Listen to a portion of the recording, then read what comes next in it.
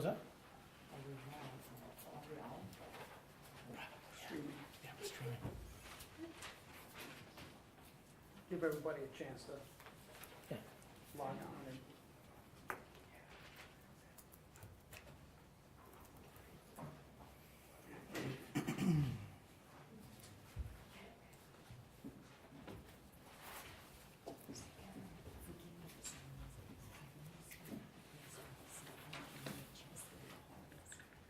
What am I, what? A cell phone? It's a bad idea. Where should I put it?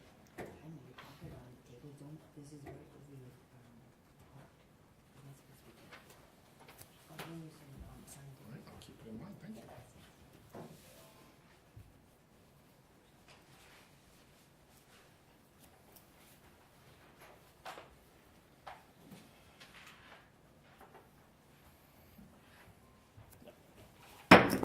Let's call the meeting to order. Stand for the Pledge of Allegiance. I pledge allegiance to the flag of the United States of America and to the republic for which it stands, one nation, under God, indivisible, liberty and justice for all. Okay. So the first order of business tonight is we actually, you may recall that we kept open the public hearing on the proposed local law on police regulations, which would allow employment outside of the department. So we kept that open, and if there is anyone that's here that would like to make any comments about that, please feel free to do so now before we close the public hearing. Is there anybody that wants to make public comment on that? No? Okay, then I would make a motion to close the public hearing on the proposed local law for police regulations. Can I get a motion to close the public hearing? So moved. Second. Ms. Scott? Yes. Mr. Mayor? Yes. Mr. McCarty? Yes. Ms. Michael Rossi? Yes. Supervisor Witkowski? Yes. Okay. So before we get started on the work session agenda, is there any public comment on agenda items? Yes. Nancy Bryan. Couple of comments. First, item number 1, 325 Main Street letter and license agreement for municipal parking. I want to clarify something that I said at the last meeting. I don't want to give the impression that I am against the addition of municipal parking, because I am not. I am concerned that we are going to have municipal parking for 30 spots, which is wonderful in a spot that's in an area that's very congested. However, the developers are going to get a 30% reduction in the parking that they need, and never once has anything been mentioned about parking spots for their employees, potential employees for that development. So I just wanted to clarify that. Item number 3, proposed local law, tree preservation and memo, next steps. My opinion would be your next step should be go back to the drawing board. Not disparaging the Cornwall Conservation Committee. I know what it's like to be a volunteer and to give your heart and soul to the community. So it is no way disparaging them. The memo from the building department is very telling. To create a tree fund where residents would have to pay to take trees down for whatever they were doing, whether it's to protect their own property. And I'm not saying when trees are dead, before they get that way. When someone needs to take a tree down, we're gonna have to file permits, we're gonna have to pay for that, plus pay to get trees taken down. This needs to go back to the drawing board, because this should be for developers only. It should not be on the backs of the residents of this town. Thank you. Thank you. Is there anybody else? No, yes? Yeah, agenda item 10, Angola Road Safety, Matt Reddick, Cornwall. As a resident of Angola Road, and I don't know what specifically you guys have in mind or plan on talking about, but as a resident of Angola Road, you know, it's a 30-mile-an-hour zone north of 9W. In the last 3 or 4 years, probably 7 or 8 homes kind of in the Cedar Lane, Angola Road corner have sold, and it's all young families moving in. And I counted 12 children that now live in that area, most of whom are under 10 years old. So people are doing, I don't have a radar gun, but people are going way over 30, and And so we can sort of have an academic discussion now about, gosh, wouldn't it be nice if people slowed down? Or at some future date, we can wonder why we didn't do something to prevent a horrible tragedy. So I hope, we look forward to working with the chief, with the police department, traffic engineers, whatever we need to do, if it's speed humps, if it's whatever the traffic calming you guys are thinking about. I'm happy to get a petition together so you guys know it's not just me squawking. There's so many young children on that road, so many dogs, and people are flying. There's been rear end collisions at Cedar a couple weeks ago. There's a bad one. Just don't want it to devolve into something worse and tragic, and this is a preventable situation. So I hope you guys will take that under advisement. Thank you. Yes. How are you, Josh? Good. I also live in Angola. The speed limit says 35. People are going 65. I walk on Angola all the time. I walk from Angola into the village and walk back. People are going extremely fast. And I just want to bring attention to a lot of children in the area. And I go back and forth all over Angola, from Mineral Springs all the way into the village. It's a big concern for, everyone. Thank you. There's talk of, sidewalks or, with the newer Florida grant. I mean, I know this is a separate conversation, but, maybe as part of that discussion, we talk about traffic calming as well. It's a county road. Yeah. Yeah, that's the Yes. issue, the county road. I walk that road all the time myself, always on that road, going to the Hudson Islands, and I'm in total agreement with both you gentlemen. Speeding is out of control. Went from the circle all the way up to the village department, Black Rock. I'm not sure what the answer, I know the chief knows about it, it's been advised. Yeah, we're going to get into what data we have, and we've already been through this on mailer, so we kind of have an idea on what's possible and what's not, and there's different. But yes. My name is Maria Eagling. I wrote a letter about the Noel Crest Court. I sent that letter certified with return receipt to the developer. I've heard nothing from them, but they have mowed the grass and they've stopped watering the grass. And so that's just an update on the current status. Okay. Thank you. Yes. And Andy Piskowski, Angola Road. March 3rd, I sent you an email pertaining to Angola Road. And at that time, he told me he would put it on the agenda in March or April. But I think it would depend on the availability of staff, consultants, and the right data. I'm not sure what your consultants have told you since March 3rd. Have they told you anything? Have you accumulated any data since March 3rd? Well, so the chief will get into that, but here's the thing: that what we're going to find, like with most of these cases, is that the data is not going to support what folks necessarily want to have happen, and we're going to look at accident data too, and the chief can talk to this. But what obviously, I guess we're getting into this now, but what we're going to propose to do is taking. Currently, we have a speed sign. I think that's out in Beaver Dam Lake right now. We're going to put that back to Angola Road, and we're going to get some more data. But from talking to the chief, the data really doesn't, just like mailer, what you're going to find is that there's going to be a very small percentage of cars that are actually speeding. And you're going to have accidents that are maybe not necessarily caused by speeding, they're caused by other factors, and the chief can get into that when we talk about this. But we are going to put the sign back up, and we are going to collect some more data. So we have data from the past, we're going to collect more data, but we need to have a couple different sets of data. And so, yes, Andy. But what have you collected since March 3rd? Since you said you were going to put it on the agenda in March and April, what has come up since March 3rd? I'll let the chief. I said I'll let the chief talk to that. We have accident data that I've asked him to pull. I believe. Did you bring that accident data? Yes. Yeah. You want to speak about it now? No, I think we should get into the agenda. I think we should wait until. It is a county road. You can petition the county to reduce the speed limit.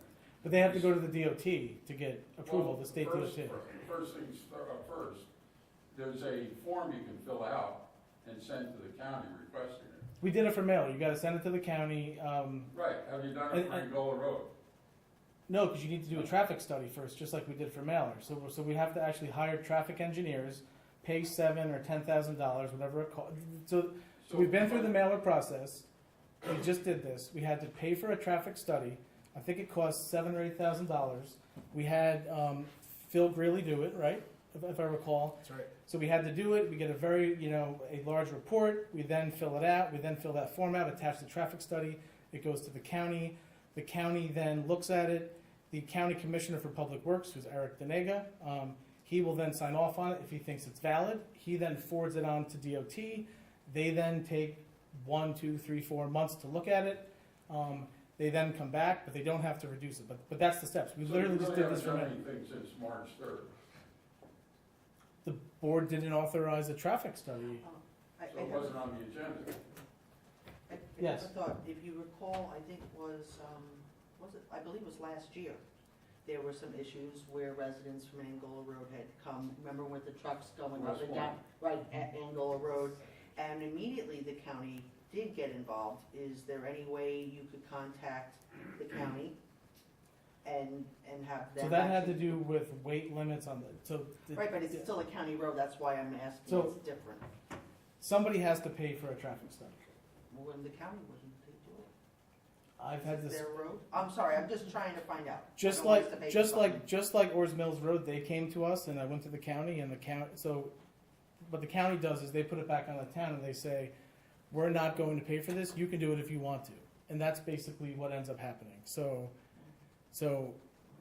the board needs to decide if it wants to spend $7,000 or $8,000 doing a traffic study and having Collier's Engineering doing that. I thought we would start out with getting data that we have available before spending $7,000 or $8,000 on a study. And we know what happened on Mailer. It went to the state and they denied it. It got turned down. And because the data did not support. But I think right now we are in public comment, so we can talk more about this when we get further into but before we go and spend $7,000 or $8,000, this is the first time that I've seen a bunch of people from Angola come to a meeting. I know that, Sarah, you have requested that, but there are others that are here now, and so we're going to go through this process just like we did with Mailer, where the board's going to consider what to do. We'll ask Phil Greeley, what it would cost to do a study, which again, I mean, it may be more than $7,000 or $8,000 because we're looking at it. Can we Yes. just spend $25,000 on a pickleball court? You're gonna debate a traffic study where people are getting into accidents? Okay, is there anyone else that has public comment? No? Okay, so we're gonna move on now to the work session. Okay. Alright, so let's start with this right here.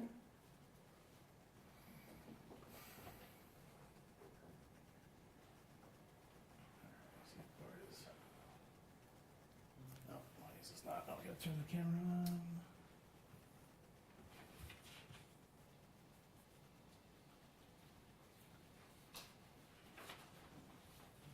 Does Bart know to join?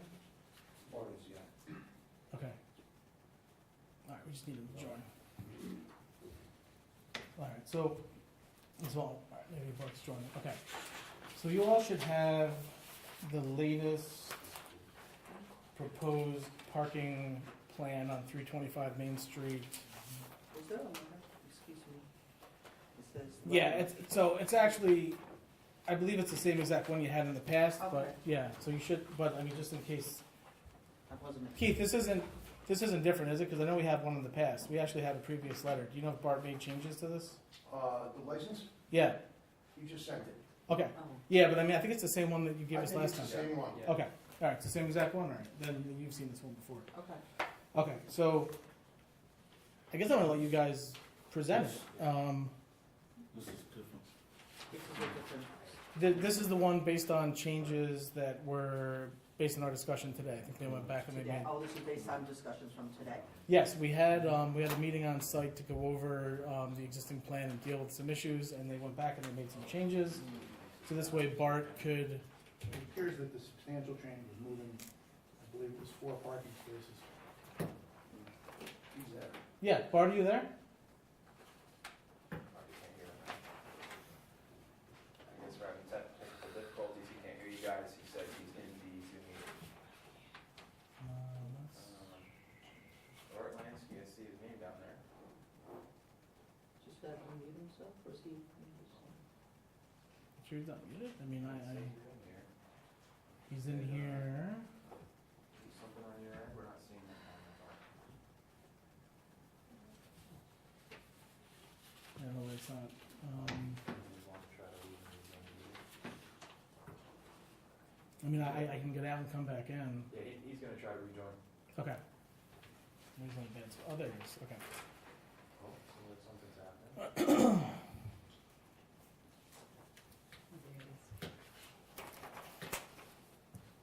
Okay, I see you in here twice, one of them's muted, and I've got the camera on the other one. Bart, are you there?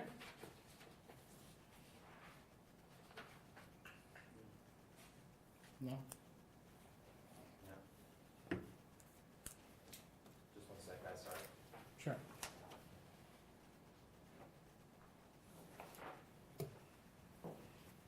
His camera is turned off. It's turned on his end, he's rejoining right now. Okay.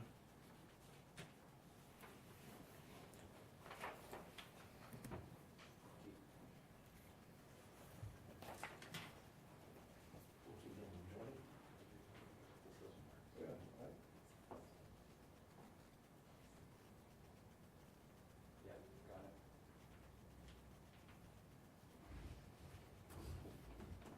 Yeah.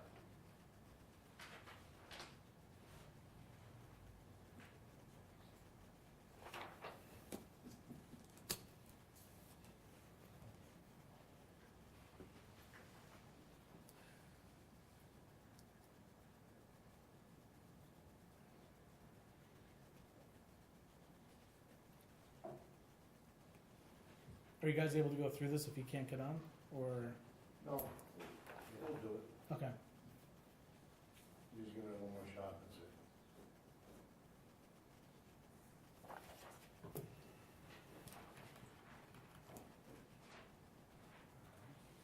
This doesn't work. Maybe he can be on his cell phone, on his speaker. Can he go in through his phone with the audio? Phone with his- You could probably just call him too if you had to, right? Yeah.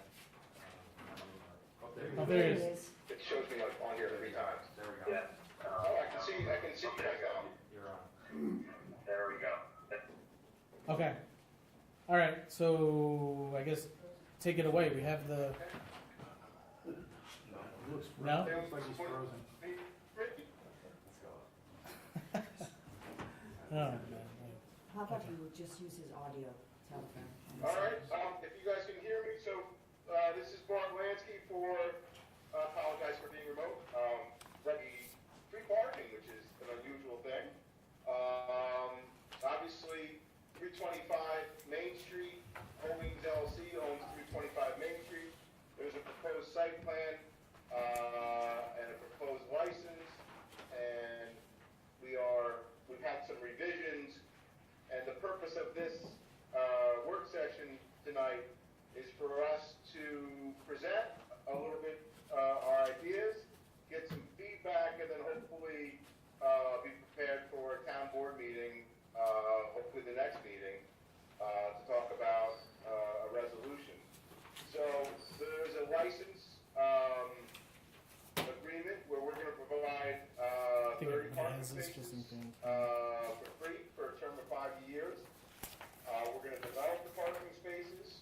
We're going to create an access through the ambulance corps onto the property of 325 that'll communicate with what's known as Perkins Lane. It'll open up and there'll be 2 levels of parking. And the only things we'll be looking for the town for during the course of the licenses is the maintenance. And then when the town does lighting, we will install everything to be ready for lighting for when that project comes to fruition. We had the opportunity to meet with Sean, the town engineer, this afternoon, and we're able to make most of the modifications that he recommended, which we think are great ideas for the town. And so that's what you're looking at tonight. Essentially,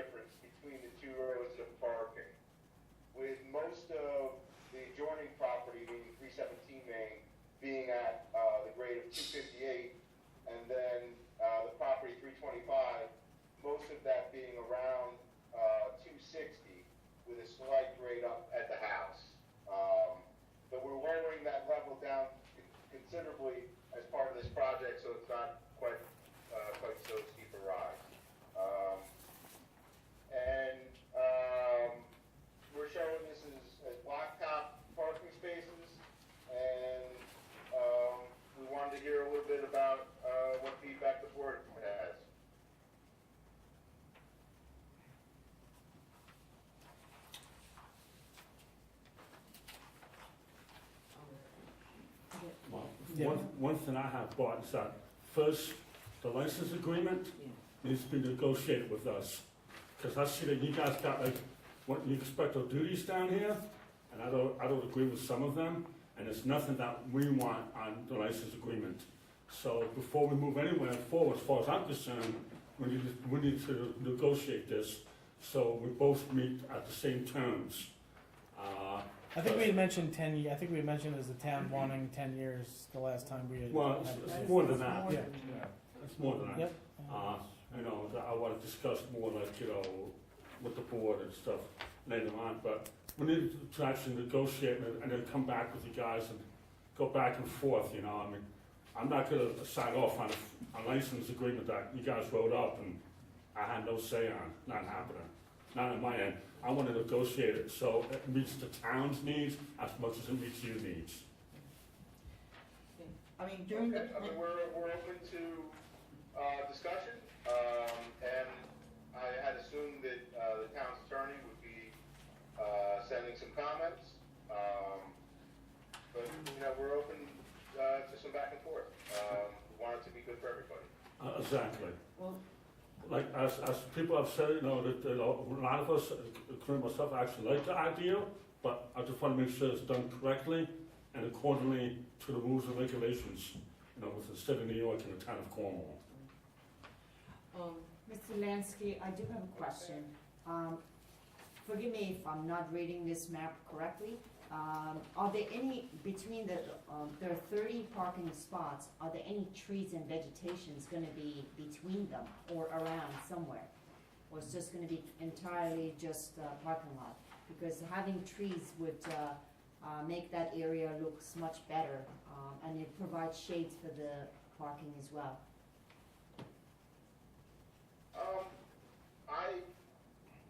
It's certainly something we're open to, conversation about.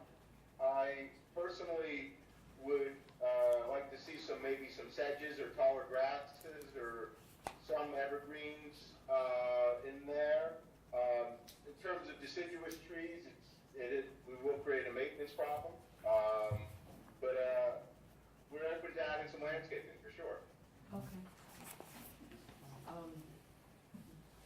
Bart, I just have concerns because I did attend the June 5th planning board meeting, and there were a lot of concerns about exactly, you know, how many parking spaces you actually have planned.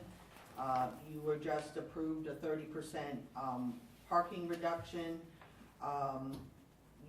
I'm looking at this, and I know there were comments by our planner back in April that you haven't responded to.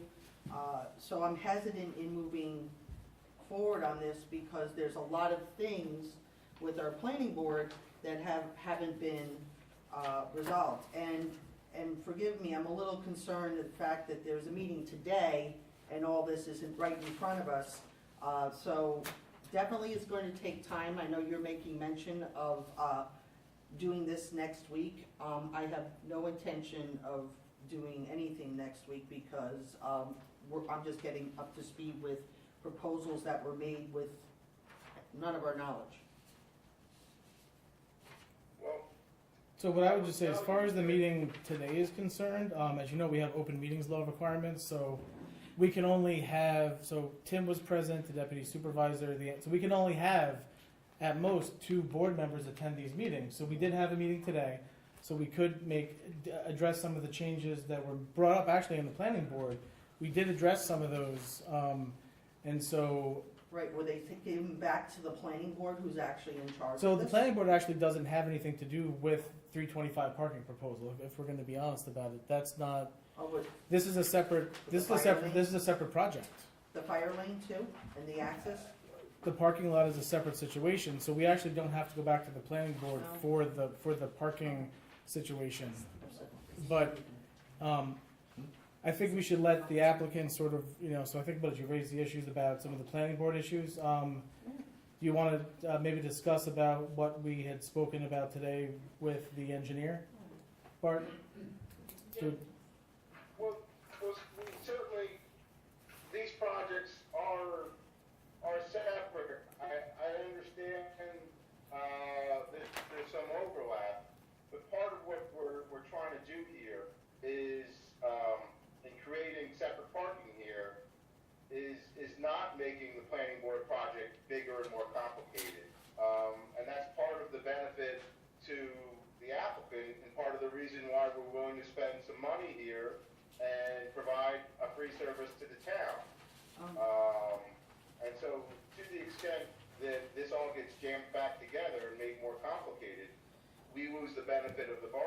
Right. Right, but Bart, you're actually, you want to be exempt from all applications and fees. You want to be exempt of any increase of assessment. You want to be exempt from any requirement for a special permit. So there's a lot of exemptions here that are being thrown at us, and I'm not comfortable with them. I believe it's for just the 325, it's not for the But again, hotel, it's these for are just- 325. Just so Yeah. everybody understands, and you're not wrong, those I things know. are all part of this, but Yeah. the way this is being structured is that the developer is building this as municipal parking. This is actually the town's parking lot. It's being built for the town for a period of 5 years or however it is much you agree with. And because it's a town project, it gets treated the same as if your DPW was out building it. They don't have to go to the planning board and get approvals for it. Now, it still has to be built in accordance with, the code in general. You gotta And oversee, stormwater have your protection. engineers, exactly. Yeah, there's a lot of things Oversee. we're going to be responsible for.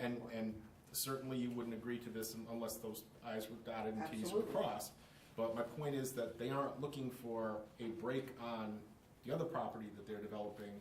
All they're doing is saying, we're building this for the town, and like any other town project, it's not gonna be subject to fees or increases in assessment or planning board review because it's a town project.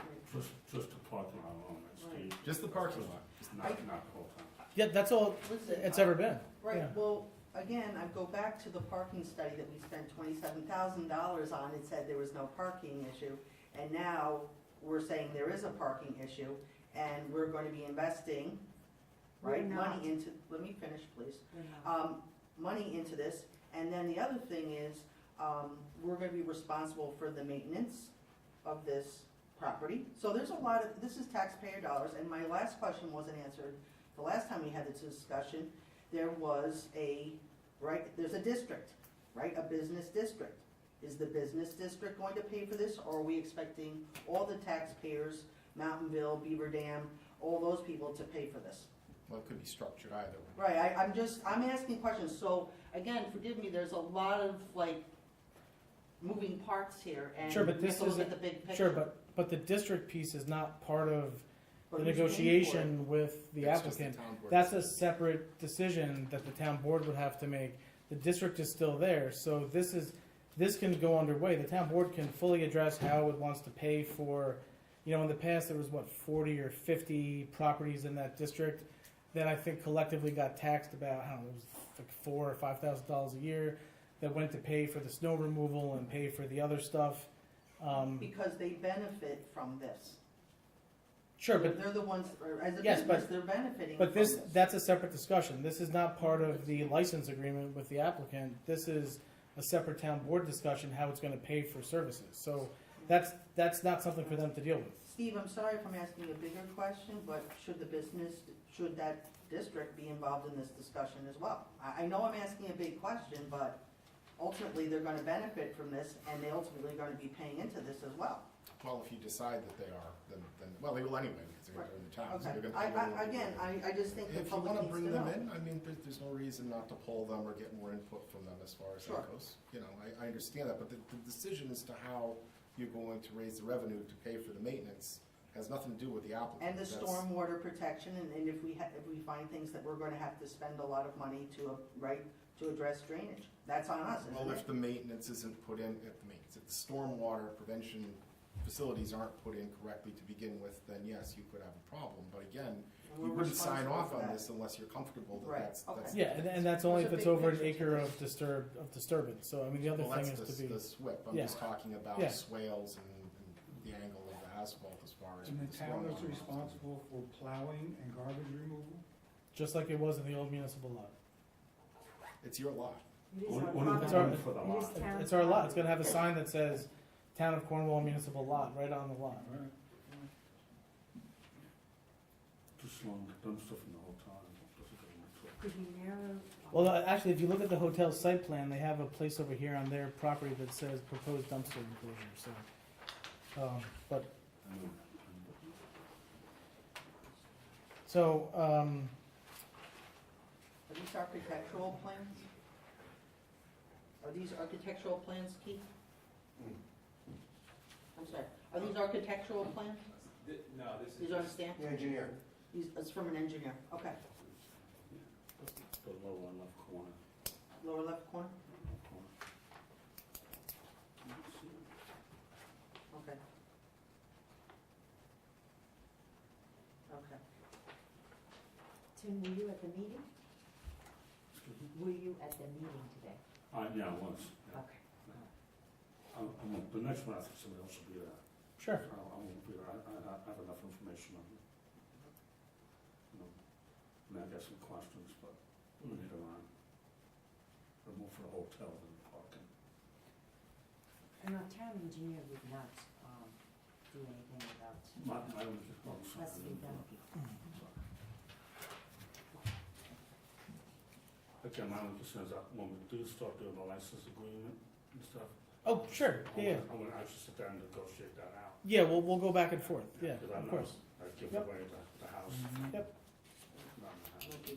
Nope, we'll go back, I mean, I think this was, we had asked him for the proposal, and this was the first round. We've yet to go back to him on anything, so, because I think basically what we said is that we wanted to see that it was viable, and once we had plans that were viable, then we said we'd go back and we would start negotiating this.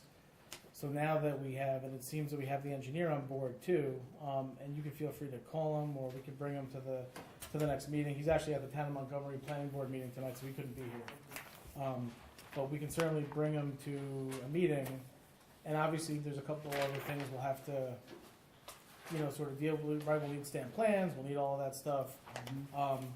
And, we can go back and forth on what we think the terms of this should be, but I don't want to negotiate terms in a public meeting. We should probably do that, in executive session, or right, that's where we would do it, executive? Well, you could, ask for legal advice on Yeah. your terms as far as that sort of thing, when I don't know what negotiations would necessarily be held, so. Okay, Make Okay. those back and forth by phone and email. but- gotcha. All right, so we'll just do it how we normally do it then, and okay, so I think it sounds to me like next steps are, we need to make sure that Sean is gonna be okay with this, proposal. The town board's gonna need to go over this license agreement and decide what it wants to respond back to, to the, back to the property owner. And then as far as the parking district, that is a separate thing that we have to deal with, but that, to me, look, that's not for the applicant to solve, that is for us to decide what we're gonna do with that. May I ask one more question? Remember when we were doing the sewer work and we found the contamination and the town had to test for it? Yes, cleaned up. All right, did the applicant pay for that since it was not the town? We received. I'm just trying to catch up on this. We received a bill for that. It turned out that there was not contamination at Canterbury, so in the case of that, the town will have to pick up the cost of the testing on Canterbury, which Okay, is like $300. right, and um, then the one, In the case of the applicant, of the property owner, Steve is preparing a letter to send them, Okay. Based on the fact, our insurance is not gonna cover. pick that up. I don't know if the property owner's insurance is gonna pick that up, but Steve will be sending them a letter Okay, to that effect. because I know there was the rush we had to do this, but, Well, if it's not, we didn't do this, we should do something to protect our interest. Yeah, it's cleaned up. Okay. There's no longer any spill numbers. We would not have been I know, able but to. we paid for something that, No, I know. In fact, we just got the bill, so we have actually Okay. not paid for anything yet. okay, So we just got the bills from the In the testing company. process of working that out. Yes. Look, Josh will report to the board as it okay, progresses. thank you. All right. So,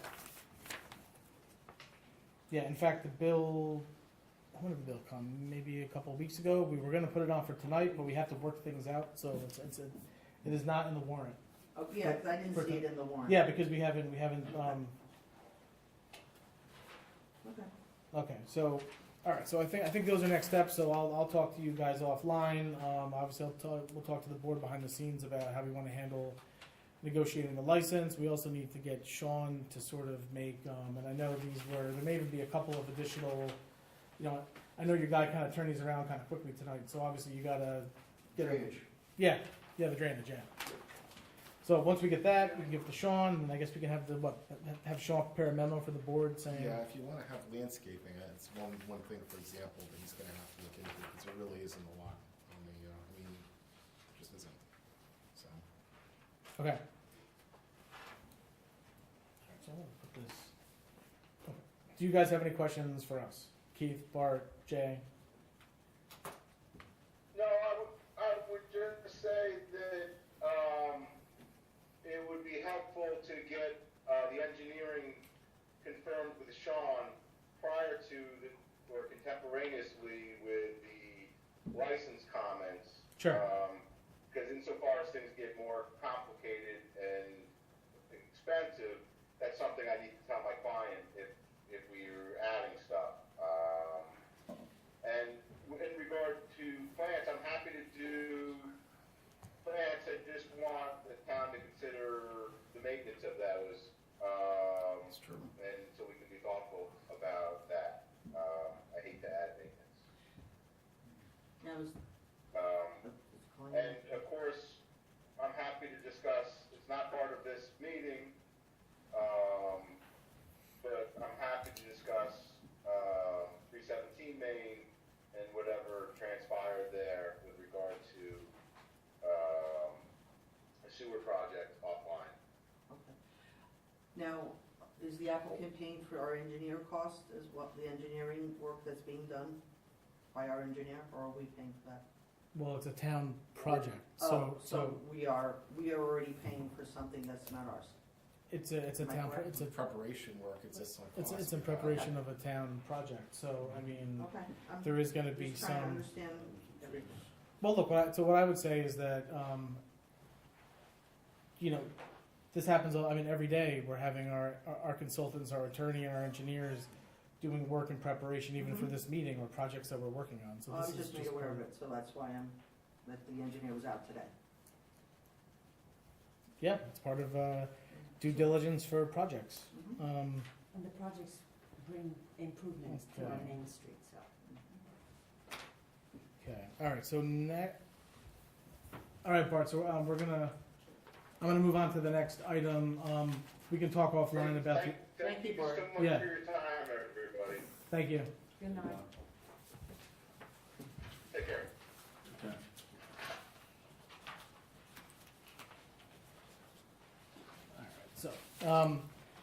Alright, so next up, we have stormwater protection plan changes. So, this is really just the first step of putting into place some stronger stormwater protection, plans, for the town.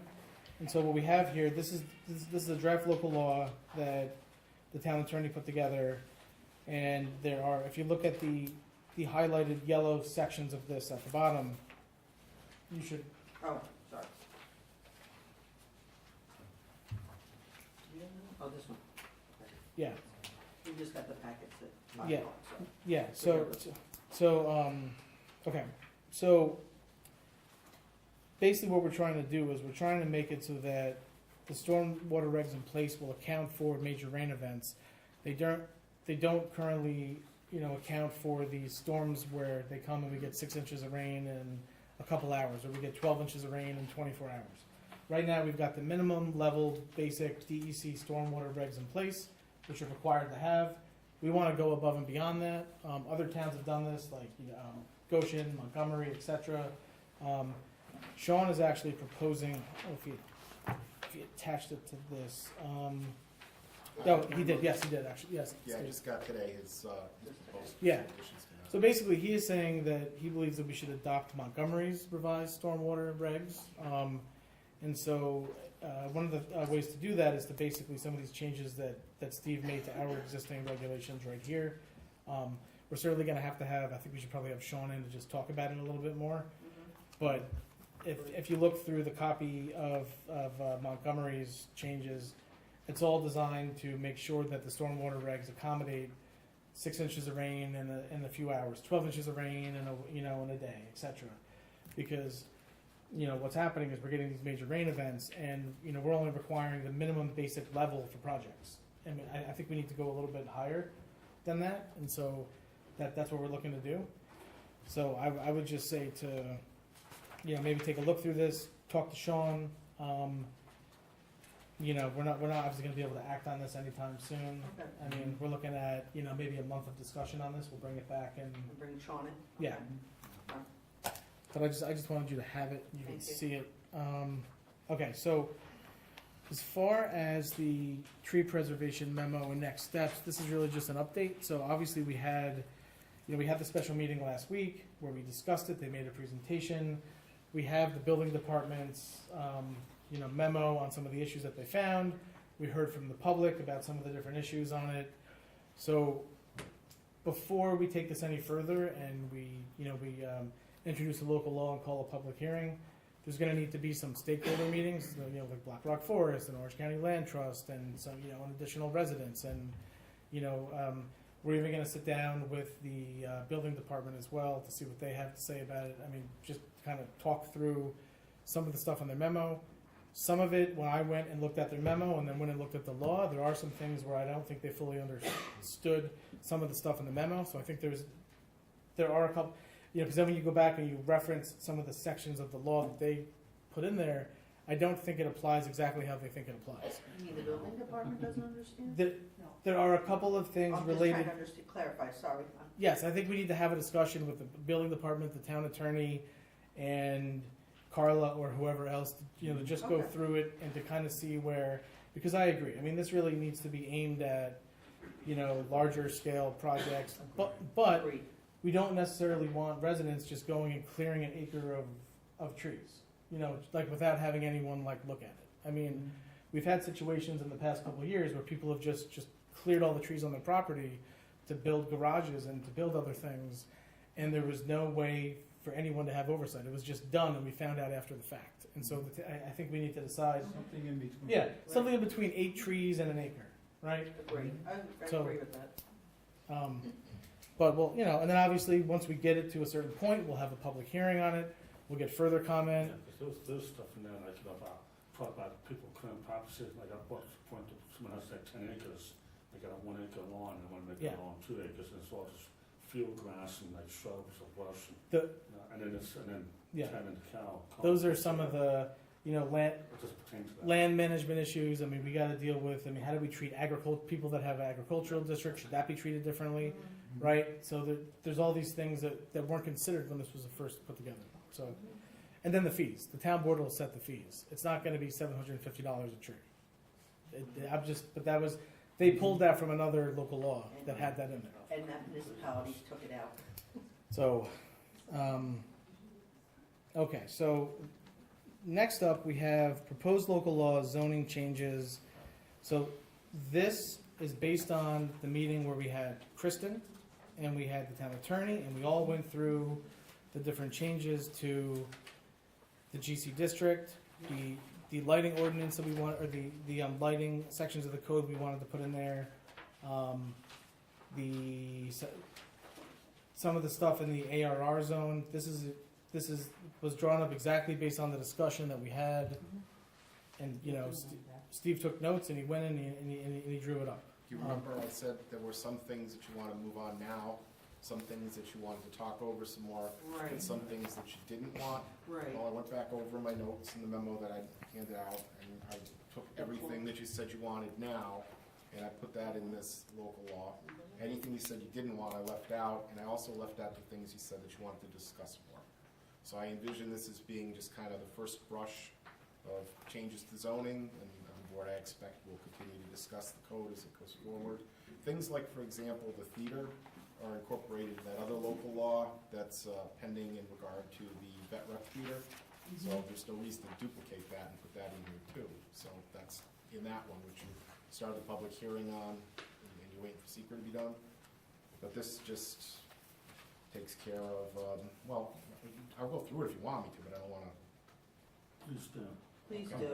Okay, just- Because I feel like we could do something and then it goes away for a while and then it comes back. Okay.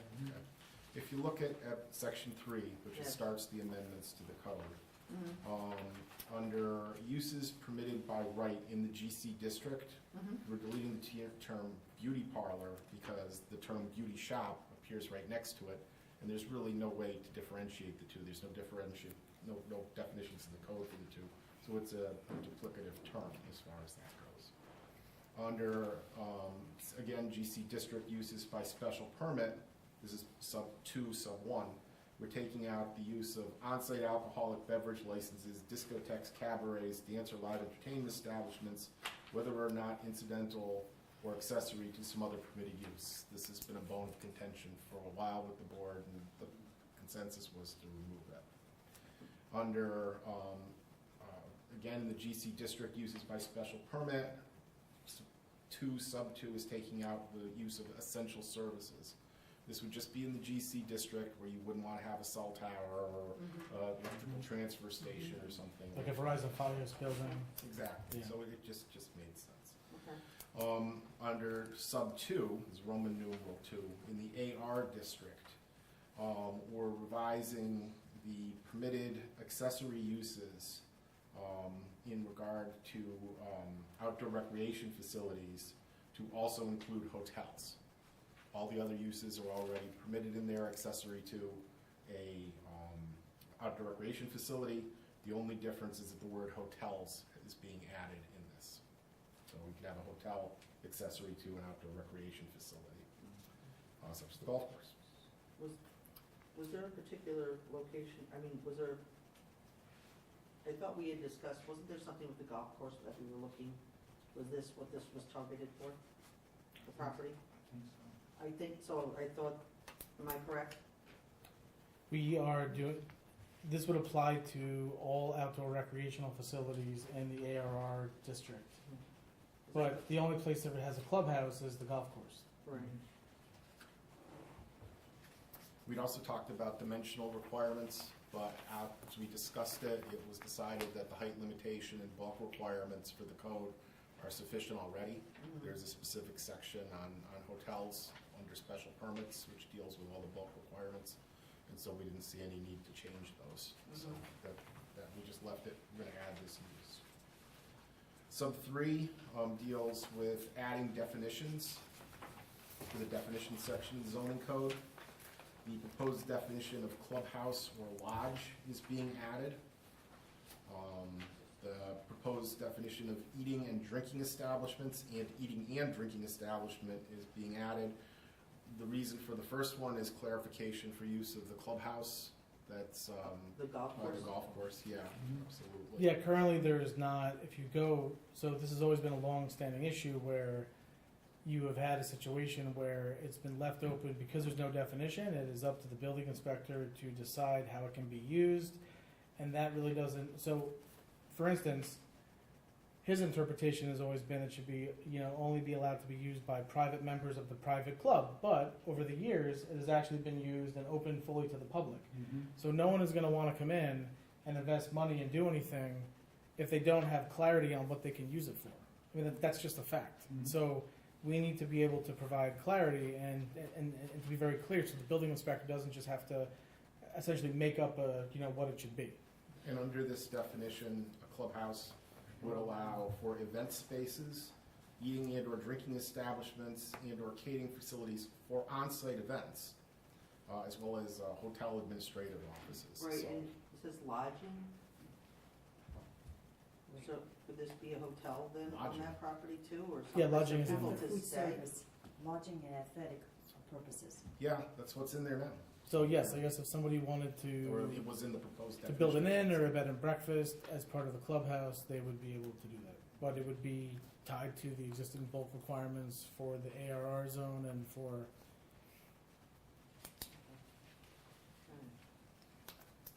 If you're unhappy with lodging, you could certainly strike that from the definition. I don't know Yeah, I thought anybody this was wanted to. something I don't think we really had resolved, but. no, I think we did. I think actually at the last meeting, Again, we all, it's been a number of meetings. it's probably been, what, 2 months on this? And if All right, you're gonna hold a public hearing on it if Yeah. you decide Okay. that you're unhappy with the Yep. word lodging. Okay.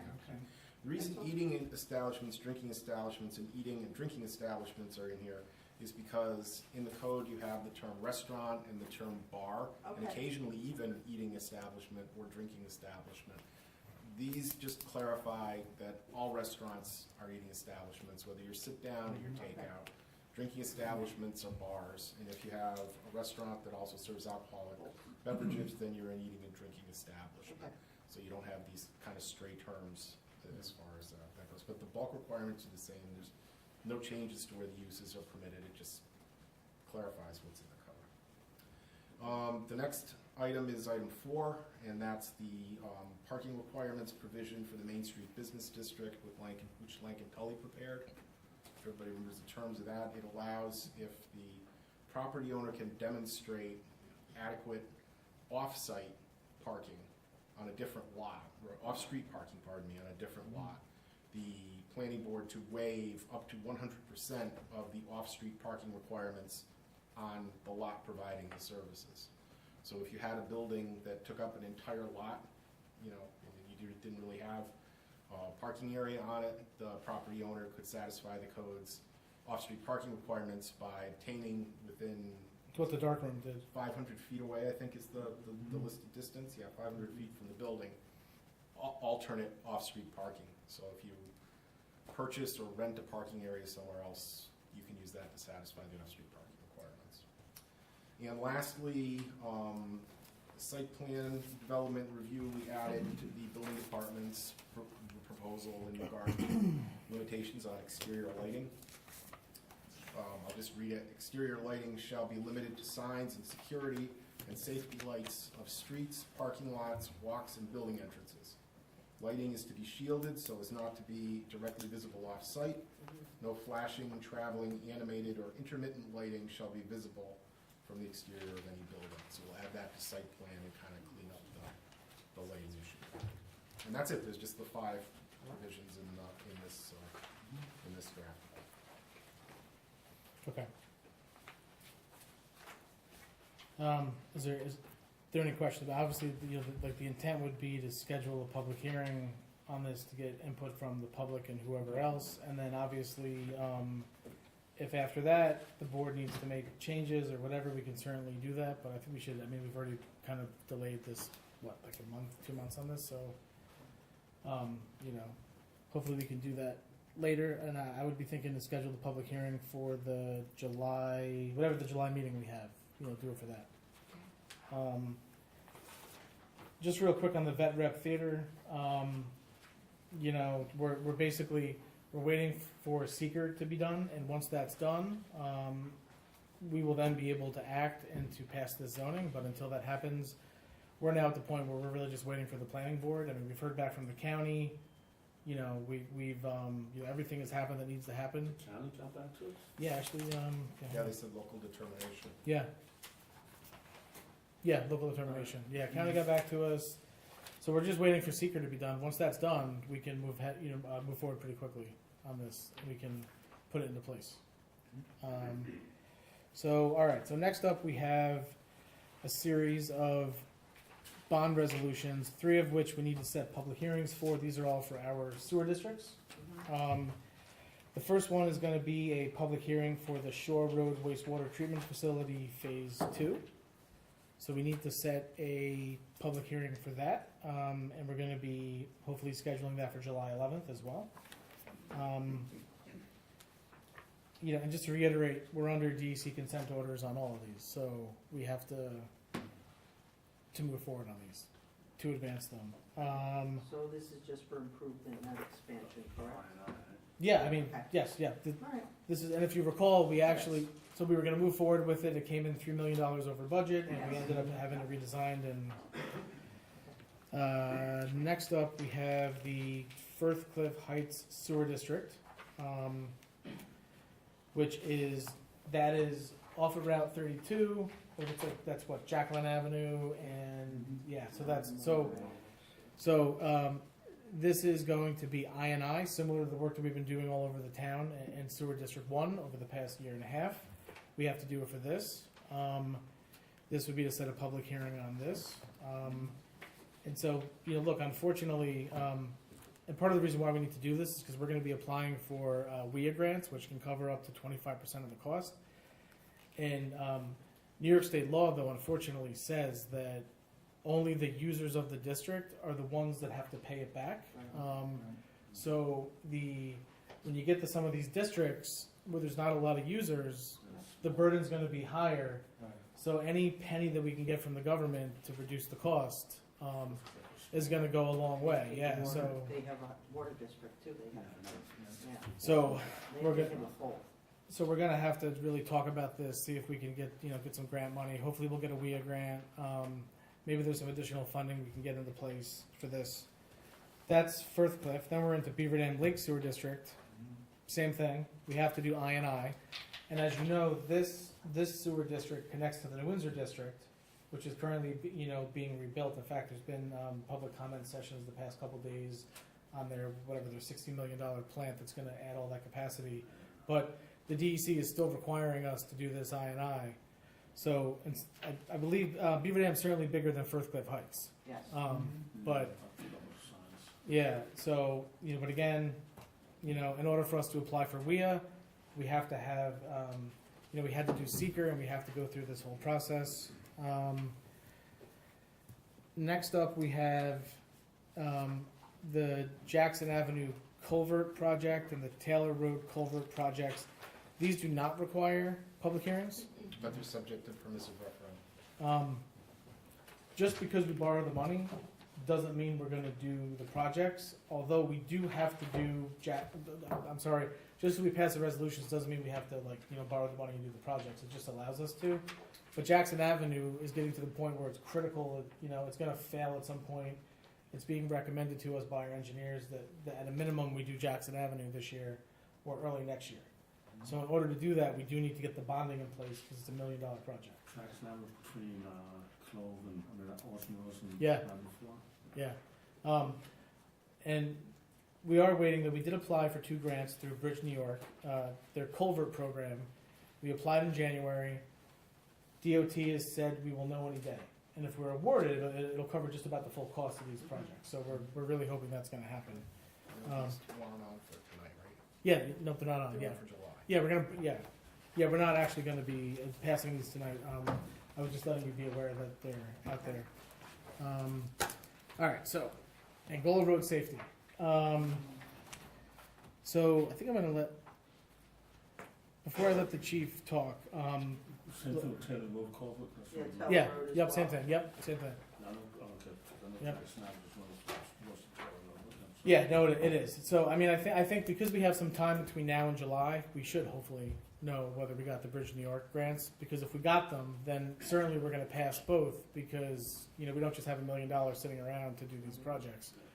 So, but I'm really hoping we know by July 11th if we, all right, so Angola Road Safety. So, I mean, look, this has been an ongoing, I mean, I've spoken to, obviously we have some residents who have showed up tonight about that. I've been getting emails about that. Let's just say the past 6 months or so. There's been also with the Vet Rep Theater, there's been some idea of, how do you get people from, to cross safely from, Cornwall Plaza, or how do you get them from the main sidewalk network over there? So I know there is some talks about requiring crosswalks. There's also some possibility of, with the New York Forward money, and because the Vet Rep Theater project site is now in the New York Forward project boundary, we could actually do a municipal sidewalk project that could potentially span the length of that, so we could get partially there. But no, well, I probably, well, I mean, So now. yeah, I mean, we could probably go from the traffic circle up to whatever the end of the Vet Rep Theater property is. That's as far as the New York Forward money can go. I mean, we would have had to, and we didn't really have a justification to expand that boundary to the bridge because the state asked us to justify it. They let us put the Vet Rep Theater in because they felt that was a project that would provide economic, development, and they felt like, fine, we can expand the boundary to include that, so we can at least maybe get up to the end of Vet Rep with the sidewalk paid for by the state. The rest of the length, that's additional discussions, and you would probably need easements. You would need to talk to the county. There'd be a lot of expense. But so that's the sidewalk piece of of Angola. But as far as some of the traffic issues, think I'm gonna let the chief talk about that a little bit, what, what he can sort of tell us. Sure. And then the board can decide what it wants to do. I mean, just like with mailer, we had residents that came a couple of times, and they expressed, and we ended up having the traffic engineer, we ended up authorizing him to do a study. So that's, but I'll let you talk, Joe. Yeah, so I just took a quick look at accident data for all of Angola since January 1. And I mean, if it's helpful, I'd be happy to get you additional years so you can get a historic picture. I will say, just living here, I know nobody does 30 there. It's just, I don't know what it is, if it's the 42-30 switch, but the scenery doesn't really change if you're not from town. So there's not a narrowing of the buildings. It doesn't feel denser really until you get down by the traffic circle. So to them, maybe that's part of it. But since January, we've had only one accident in the 30-mile-per-hour zone, which is from the circle just over the 9W overpass. And that one was attributed to speed and distraction. That's one though, right? This is January? One. Okay. It was at Cedar, and the skid marks were clear. It was definitely speed related. As far as all of Angola since January, total 10 accidents, 3 of which were deer. I mean, speed could have been involved, but Dear, hard to so tell. were they at night? All different times. Okay. One accident was weather and probably speeding. Another was a rear ender, actually right at 32. So that's down the hill on Angola where you come to stop. So not really speed involved there. We had a distracted driver into a stone wall. Was reaching for such and such item. Another inattention accident, cell phone. Failed to yield, pulling from Mineral Springs onto Angola. And then one at Tenney, which was, I think was in the paper, had some injuries, but that was a driver that went around a mail truck.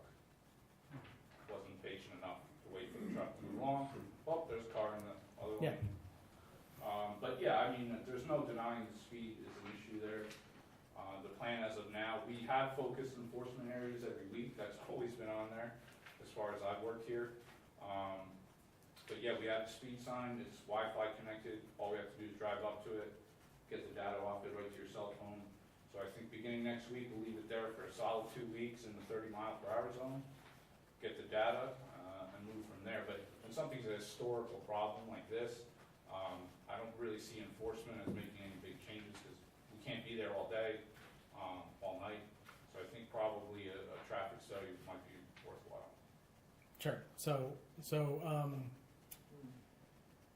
before we do that, we should probably bring in Phil Greeley, who's the traffic engineer, to maybe. But yeah, that being said, though, I mean, I'm just looking back to Baylor. Again, we had all of this data, and it went up to the state, and it's got to be in a certain percentile in order for them to do it. And they came back, and they, the state wouldn't, recommend lowering it, and then they said, well, you could do, and then we got into this whole idea of like, speed tables and bumps and all this other stuff, and then you get into, the reason why we didn't do that on Baylor was because then then it provides issues with snow removal and all these other things. So you end up with these, with these issues, and the board ultimately decided not to put, speed tables and different things on Mailer. We ended up putting the speed sign, and I think we said we would go back and revisit it. I don't know if the board has since changed its minds about wanting to put speed tables and speed bumps on Mailer. And County road, we'd have to get their permission too. Yeah. This is all, Angela's problem with the county. Let's just say it's okay. and so here's the other thing too, that they don't currently plow Angola Road. Every year they basically say, look, we'll give you $80,000 if you plow it. Mhm. And we always say, yeah, fine, we'll do it. But what if we ever get into a scenario where we're like, well, it's not snowing enough, we don't, whatever, like, you take it, we don't want it. And then, so anyway, it's kind of like a broader discussion about, but I guess the first step sounds like if the board wants to authorize a study, but the board has to want to do that, because it's going to be, and we'll have to have Phil Greeley draw that up. You know, we'll have to decide the length of the study. Is it just in the 30-mile-an-hour zone? Are we studying the whole length of Angola?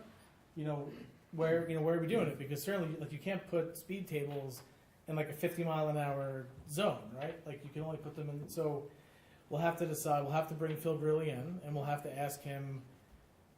Is it just from Angola to 9W?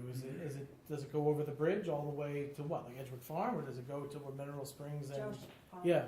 Since we already did used this method with mailer, and unfortunately we could not, the state didn't approve it. What are they used to spend like $10,000-$15,000 for another study and then just not have anything? What I would say is that I think before we spend $7,000 or $8,000, if we put the sign up there and we get that data for 2 weeks and we give it to Phil Greeley, he'll have a good idea, because all he's going to do is come out and basically do the same thing and get the same data and see what's happening. Except we're not paying, except we can at least get an idea of what it's going to be for 2 weeks or a month. We can certainly bring Phil in to the next meeting. I mean, I can certainly ask Phil to come in, or we can have him zoom in, or his partner. We can ask him, but I do think putting the sign up to get fresh data would be a good idea. Yeah, Tim. Hey, Chief, couple questions. One, what's the data? What data are you getting off that sign? So it will tell us car count, and then it'll give you percentages. So it'll have several categories. It'll tell you how many people were under the speed limit, that percentage. It'll tell you how many drivers were over how many were 5 mile range over. So anybody from 30 to 35, what percentage is that, so on and so forth. Okay. So here's a couple of things I have. One, I've been at several meetings since I've been a board member all around the county. And one of the meetings I've been at and stuff is that Paul, our sheriff, the county sheriff, is constantly saying that, he wants to help out municipalities resolve their issues that may be undermanned, such as Cornwall with the police department. And because this is a county road, that might be a possibility to reach out to him to see if we get some sheriff patrol. Also, too, and I know this personally myself, in Ohio, what they do is that they have these like little things that look like almost like fake construction sites. What they're running on is that they actually take pictures of your speed of your car, take a picture of the speed of your vehicle, your license plate, and then they send you a ticket in the mail. And if you don't pay for it, then obviously you lose your license and stuff. And is there any programs that have you like that when we actually I put don't like believe remote? you can do that in New York State. That's not off. Yeah, actually, That's the not speed New limits, York. the light That cameras. looks like a champ in Ohio. It requires I think it requires the legislature approves those, and they're only allowed in New York City right now, I believe. Yeah, it's right in law that. So on I-70 going through Ohio, do not go past 65, so you will get a ticket. Are you aware, Chief, if New Windsor, are they doing anything enhanced like that? I thought they were. Not that they were taking pictures of license plates as far as their They have monitoring of traffic. Yeah, they have cameras and plate readers, but they're for investigative purposes or to track after a crime in progress. They do not, would never issue a ticket off. Okay, all right. Even if it came back like a suspended car, you can't just mail them a ticket. I understand. Okay, thank you. Yes. If I might, because I live at the other end of Angola Road. My suggestion is if you're gonna put the speed sign there, that you put it out closer to the Mineral Springs for at least some part of it. Because I noticed that when I'm driving home that there are people both speeding and passing in that area. Okay, what would you like me to do? So I think certainly we're going to get the sign up to start getting data. I can ask Phil Greeley. I think it's also fair, if you don't mind, Chief, is that I noticed the study that you just did was from January to now, so roughly about 6 months and stuff. I would love to see like a 1 year.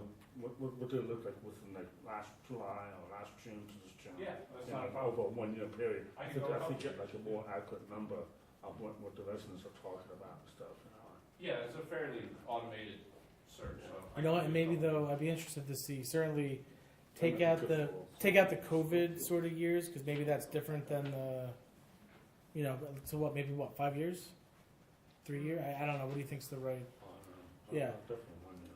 In order to put signs on a county road, we do need Not the speed signs. The speed signs we can just tack up to right. We just I add, believe there's only one normal size sign Could we just coming into town. multiply that, maybe slow down, you're in town, that's something for the Oh, drivers to see. you mean I thought you were talking about the radar signs. No, Okay. signs like, Yeah. speed signs, like slow down, residential area, those will help, I mean, in the long run. They're not that costly and, do we need county's permission, DOT or no? That's a You do. yes. I No. don't see how I you don't can know. put up any signs without the county's permission. I see. Yeah, I mean, it's as far as the radar signs, we are allowed to put those up on Those are and- movable Yeah, exactly. signs. Yeah, That's those not a those are not permanent signs. So anyway, so all right, so it sounds like we're in next week we're gonna get that sign up. I will reach out to Phil Greeley. I'll bring him in here. I'll ask him what he thinks it would cost to do a study. I do need some parameters though. Is it going to be from, the traffic circle to 9W Bridge? Is it going to be from? Is it two sections? Is it going to be traffic circle to 9W Bridge to the Mineral Springs, Angola? We're talking about a lot of distance to study. I also suggest, that was a good idea you had about the sheriff's department, asking for them, since it's a county road. I know they have stepped in other areas, other municipalities and done it. I know that we're stretched and you have a lot of miles to cover.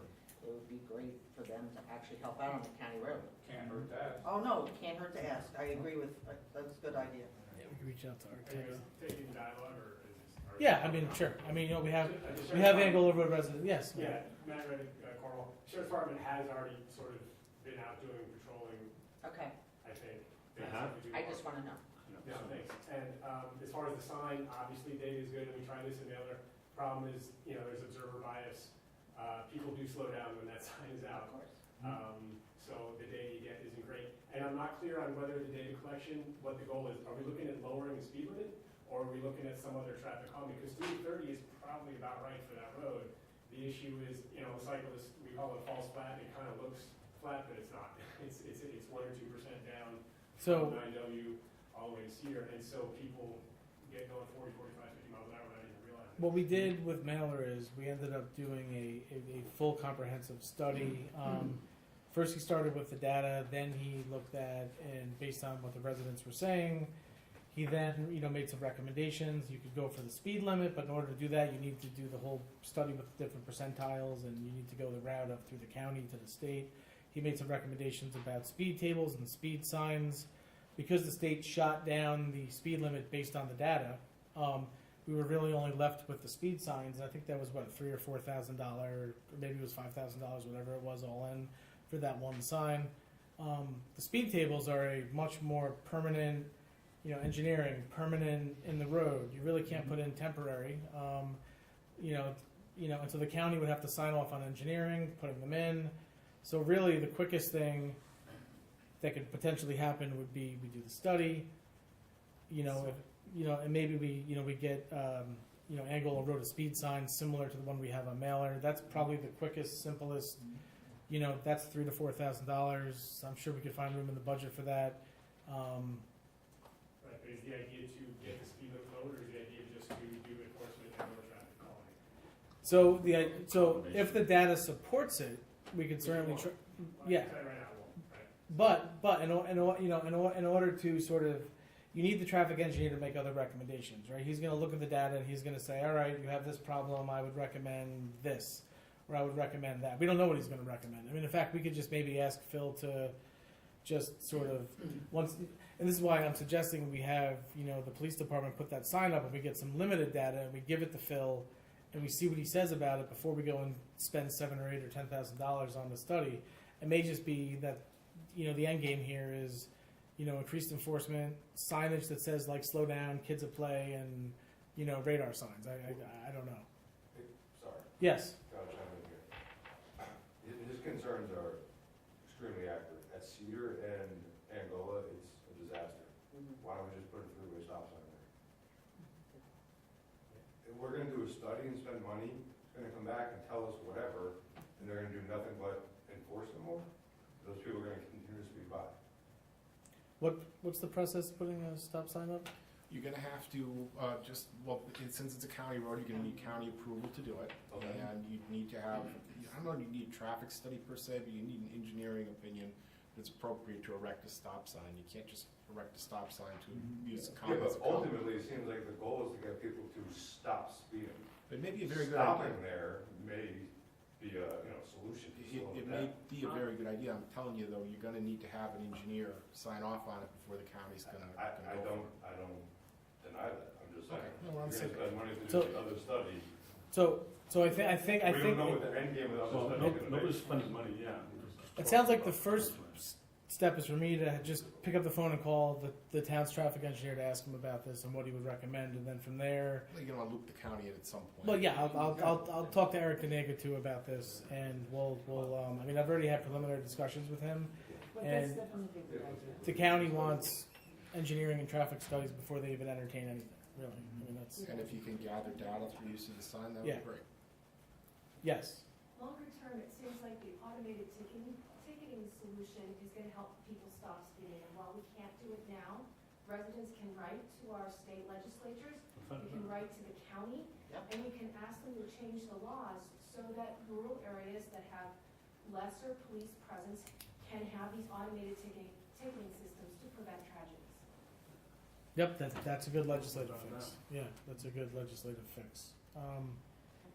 Is there anything else on Angola Road? Yeah. Yes. Yeah, is it possible that we can roll this over to next month's, first meeting? Yeah, Keep it on the agenda? yeah, So we that's, get a yep, we'll put it better, up. public Yes. comment on all of Angola Road? Well, also, Andrew, I agree with you, I think we should definitely do that, because hopefully by that next month, we should have a 1-year comprehensive, review of Angola Road, and then, meanwhile have that, data sign up there and whatever, and continue talking about it, because obviously this is a very touchy. We'll have also had a I think chance. The last couple of years will be corrupted because of COVID, but I've lived on Angola Road for over 30 years. I've had one car flip over in my driveway from speeding. Across the street, my neighbor had a car go through her front yard and onto the driveway. There's been several incidents up by us, the other end. Cedar is terrible, but that's because they're coming down Angola Road doing 50 or 60, and they just don't really slow down. So I think we need a little bit more public comment, and people can share all their experiences. So, all right, so I will put this will be on the July 11th agenda. We'll have data. I'll have had a chance to talk to the traffic engineer. We'll have, we'll have that data. And certainly I would ask the Angola Road residents, I know there was others that are not here tonight that have, emailed me. And we'll certainly make sure that they are here as well. And we could have I guess a better discussion about this. And maybe, maybe also just think too about what exactly it is that you would want too, and kind of look at the Mailer Avenue experience as like a template for what may happen just based on that was what, a year and a half of that. So all right, so if there's nothing else on Angola Road safety, let's get on to Cherry Road. You may have recall that we've basically had to make part of that road a 1-lane road because we have a retaining wall that has failed, and we have part of the road that's basically going like this, falling into the creek. In order for us to get the exact sort of fix for that and to fix it, we're going to need to, there's a few things we need to do. We're going to have to get both a survey and do some geotechnical services. We have some different recommendations from the town engineer. So let me just pull this up here. We're not going to. So we've got the first proposal we have from MNTM, and this is going to be a survey for the work. We then have, and that one is for, that's $7,600. We have another one from CT Nail Associates, which I think that's what, the Capital Region firm. but they do work all over the state. They're coming in at, for the same survey, it's like $9,550. So those are for the 2 surveys, that's separate. And then we also have 2 geotech surveys which have to be done as well. And we have Tectonic, which you know is out in Mountainville. They're coming in at $14,900. And then we also have another survey from Dan Lux or Luke's Engineering for $18,850. So, before we can even get started on what the full cost of the restoration and repair is going to be, we're going to have to do a survey, and then we're going to have to do the geotechnical engineering services. So, I would just say, certainly, these are all good companies. I mean, I would say that we should probably just go with unless there's any sort of reason to go with the higher priced companies here. I mean, we're going to act on this next week. You've got time to talk to the town engineer about this, but we should probably get this on the road here because we need to know what the overall cost is going to be. It's not going to be cheap. We're going to probably have to bond out the fix. Or we're going to have to decide that we're going to leave, Curie Road essentially 1 lane until we fix it, which I don't think we can These do. are just estimates. Yeah, exactly. Yep. So, so the issues, and I mean, the longer we wait on this, the more likely we're going to get a big storm that's going to come in, and we're going to just have that chunk of the road fall into the creek. Right. Make it even worse. So I would say, take a look at this. This will be on the agenda for next week to act on. But yeah, unfortunately, stuff is just breaking.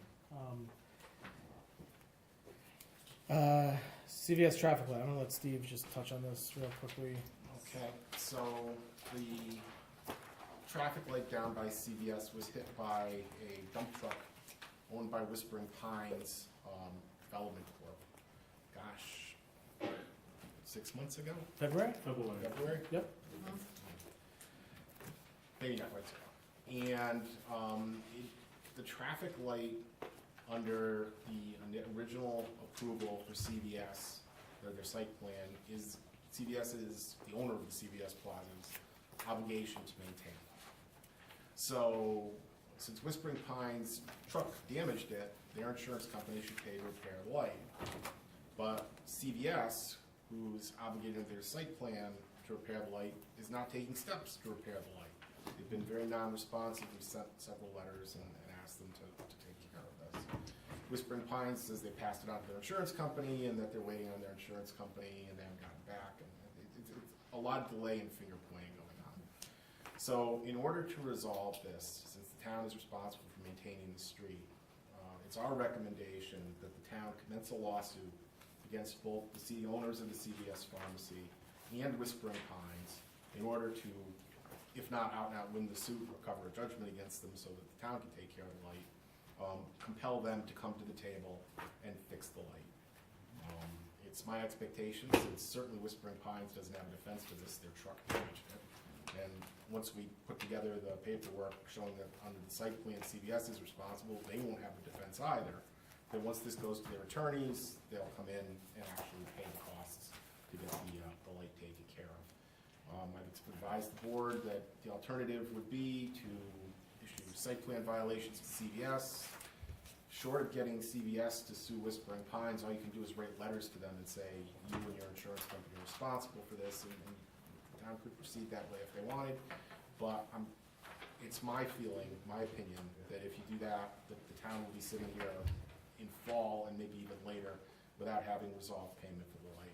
A lawsuit is going to bring everybody's attention to this, and again, I just don't see a defense for these defendants. I think it will be taken care of quickly and relatively inexpensively. So that's our recommendation. I've explained our opinion and recommendation to the board. We put together a resolution which would authorize commencement of the lawsuit to get the traffic light taken care of. And as far as the computer is concerned, that's a separate issue. So as you may recall, last fall, the computer that controls the timing of the light, that I believe is the original computer for when the light was put in, and it started to fail, just basically outright failed. We did, order a new computer. It arrived in May, and because of supply chain issues, so it basically took almost a year to get, sorry, maybe not a year, 7 or 8 months to get the computer. It then had to be programmed by Rotello, who is the town's, contractor that fixes lights. And then once it got programmed, DOT has a requirement where you have to use one of their trained consultants to verify that your consultant programmed it correctly. That took a month. And so obviously you've got the folks that live in Canterbury Greens next door. I mean, Tommy and I, the highway superintendent, we are getting calls every day from the folks that live there. They're concerned about pulling in and out of there. They live there, and they're concerned for their safety. And so that they're calling us, and we've been on top of this. My understanding is that either this Friday or this Monday, that the new computer is going to be installed, and it's going to change from flashing. Yeah, so that's what we've been told. Now, granted, we've been told this before, and we are at the mercy of our consultants because, really, municipalities don't have this expertise. They don't do this work. It's really like a handful of companies that do it. So we were told, though, that it will be done, like you said, Monday. So if you see that there's a light back on Monday and it's functioning, it's been installed. Yeah, so this is like the saga of the traffic light in front of CBS. Yeah, payment. So obviously, look, the computer is one thing, and we also have to seek, because technically it is CVS's computer, right? Because they own the light. So actually, CVS has to reimburse us for the cost of that computer. So you have a claim over against them. Yeah. I'm not sure if they out and out own it or if they're just responsible for maintenance of it. I'll have to look at what exactly was in the site plan approval back in the day. But it's one or the other. The bottom line is the same. It's their responsibility. The only way we're going to get paid, Steve believes, is to commence this, because they're just, every time you talk to the store manager, they punt to corporate doesn't get back to them. I can't tell you how many conversations I've had with Mr. McKnight, and nobody can get us to the person that we need to speak to, and we think that the legal action is the only way to get someone to talk to us. All right, next up we have the Community Development Block Grant Project. So I know, and we'll have this on for next week. I know that we had spoken about doing sidewalks. We put in we get, I think, 180, or it's either 150 or 180,000. That's the max you can get. But sidewalk projects cost about $400,000 now to do. It's just what they cost. Like in the past, you could actually do a whole project for what they're giving you, but now you can't do a whole project. So what we're going to have to do is we're going to have to decide, do we want to move forward with doing a sidewalk project, knowing that we're going to have to subsidize the cost of the project. So that's really what we're going to have to do. Certainly, just because even if the county awards the CDBG project to us, if we decide, later, because of the timing of this is due, I think, in July. So even if we submit it and we say we're going to do finish Elm Street all the way to, whatever, the traffic light, right? If we decide that in the fall, when we're doing the budget, that we don't have the money or we don't want to do it, we just don't allocate it and we just give the money back to the county. But we have to make this decision now. So we almost have to, to do this, apply for a project, and then when we're doing our budgeting, we'll decide, if we are going to do it, or if, there's also the possibility of making up the difference with New York Forward money for sidewalks, because the Elm Street and the hospital is in the New York Forward project zone. So some of those possible municipal projects that are going to be proposed by the town are sidewalk projects. So we might be able to take the 150, 180 from CDBG, and then we might be able to take a couple $100,000 from New York Forward, put it together, and we could extend Elm Street all the way down to the traffic light. So these are just some things to sort of discuss. And I know we've kind of looked at other possible projects are projects at Munger Cottage, or but yes, but remember it's it's 100. They handicap, Well, I believe that we were going to take care. Did you do it already? No, American Legion is being taken care of by Yeah, we're gonna do it traffic they in-house. have, they're done. We're gonna do it That's in-house. one of- That's on their wish list, I think, Yeah, I know that was one on the wish list, was to actually repair that and replace that ramp. yeah. That's To a replace- safety not- issue. Not repairs. No, replace it. Basically, replace it. Replace Yeah, it. no, we're gonna replace it, but as far as, but that's gotta be done before we won't even know that we got this money until the end of the year, and we won't even, so that's gotta happen now. Okay. Um, I understand. all right, so next up, we have, this is something new, unless, I'm not aware of this in the past, but the Orange County Legislature has the 2023 Municipal Legislative Grant Program. I got this, I think it was last week, from our county legislator. And we have until July 14th to submit this. And, you look at some of the guidelines that can be used on public safety, parks and rec, programs and activities for the senior citizen community, or other municipal uses. It's up to $4,999. Certainly, I think, maybe we have a discussion with the rec department, seniors, let's see what they want to do, come up with this. I mean, this is like pretty simple. It's kind of like the tourism grant. Whatever you put down here, as long as it sounds reasonable, they're going to approve it. The deadline is July 14th. Oh yeah. So so we can talk about this next week, or I mean, worst case, I mean, it's like a 4-sentence application. Right. So I mean, I could do that tonight. If I had to. So I think we have time. Let's have some discussions. I mean, it's not a lot of money, so I mean, let's sort of see what's the best way to maximize. Oh, what's it for barley extract? No. There's a lot of applications on this.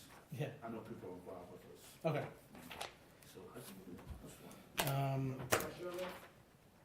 Are you taking questions on that? Yeah. I mean, what do you want? I just wondered if all 21 legislative districts in the county got the same amount, or is it a portion based on population, or do we know? It's a county program, so I think it's for all the. Yeah, the it's districts. Yeah. It's like the tourism grant. It's basically that's the amount set, you apply, and I think it's like first come, first serve. I mean, if everyone applies, everyone's gonna get. Oh, okay, so, they have a committee of legislators, and then the decisions are gonna be rendered in September. So I would think that as legislators, they're gonna meet, they're gonna have, like, the applications, and they're gonna decide. So I wouldn't, Yeah, I mean, the village got one too. So I know, yeah. No, well, I mean, every municipality is. Okay, so next up we have the Town of Cornwall Village of COH IMA for summer camp. Steve, do you want to? Sure. Normally in the past, the town and the village have run separate summer camps. But this year, because of work being done on the site for the summer camps, we're gonna have a consolidated village and town summer camp. And the village and the town have agreed on terms for funding of it, days and hours of operation, the number of students who will attend, or campers who will attend, and insurance as well. So everything's been written into this agreement, which I believe the village will be approving this month as well. And the camp starts July 10th. I was going to say 14th, July 10th. So you really want to get this approved now before camp starts. Yes, yeah, exactly.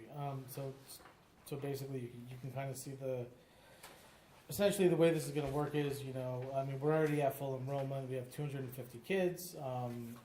It's basically, equal amounts, village, town kids. We still have a waiting list. We were originally at 200 kids. We went back to the school district. We asked, they gave us an additional 50, but we're now at the point where we cannot take anyone else because we have to consider what happens when it rains. And we're at Lee Road, and we've got the gymnasium, and we've got the lunchroom. That's the max. So Walter, the facilities director, has basically capped it. He's like, that's it, no more. You're not going over 250. So Capacity. yeah, no. I mean that's what's determining it. So unfortunately, there are some kids that are on the waiting list, and look, if other kids drop off, they might be able to get on. But we're in this situation for this year and for next year, unless we can figure something else out. And then obviously the subsidy that we have to provide to this, The village is, you know, putting in 15,000. We're putting in 15,000. So it's a total of, you know, $30,000 in subsidy that's going to cover these costs. And so we have that, and then obviously if anything goes over that amount, the village and town will share equally. We'll share that equally. We'll have to decide what to do with this in the fall. Obviously, when we did the budget last year, we didn't know that the school was going to do this, so we didn't, you know, so we couldn't have possibly planned for this. So when we're doing the budget in the fall, we'll have to consider, you know, adding in that $15,000 in subsidy so that we can pay for the program. Would you consider ARPA money? Well, yeah. So you know, so again, what you know we have to do is you make the expenditure, and then Right. when you're closing out the books, you Right. then transfer the Just money saying, over. have it on the radar. Yeah. Oh, yes. No. And in fact, that's what. So yes, that's always been the purpose. So if you go back and you look at the original intent of ARPA, now granted we're not in the pandemic anymore, but if you look at some of the legislative language, it was to make it easier for parents and families to work, and you could cover daycare and camp costs. So it's a perfectly reasonable use, even though we're not in the pandemic anymore. It was what it was originally intended for. So Right, but it we actually, have- yes, We're supposed to be spending yes. it. So This we would have, be a good yes. So that is actually what you know when we go. Yes, so we can jot that down in our list of. Okay. Yes.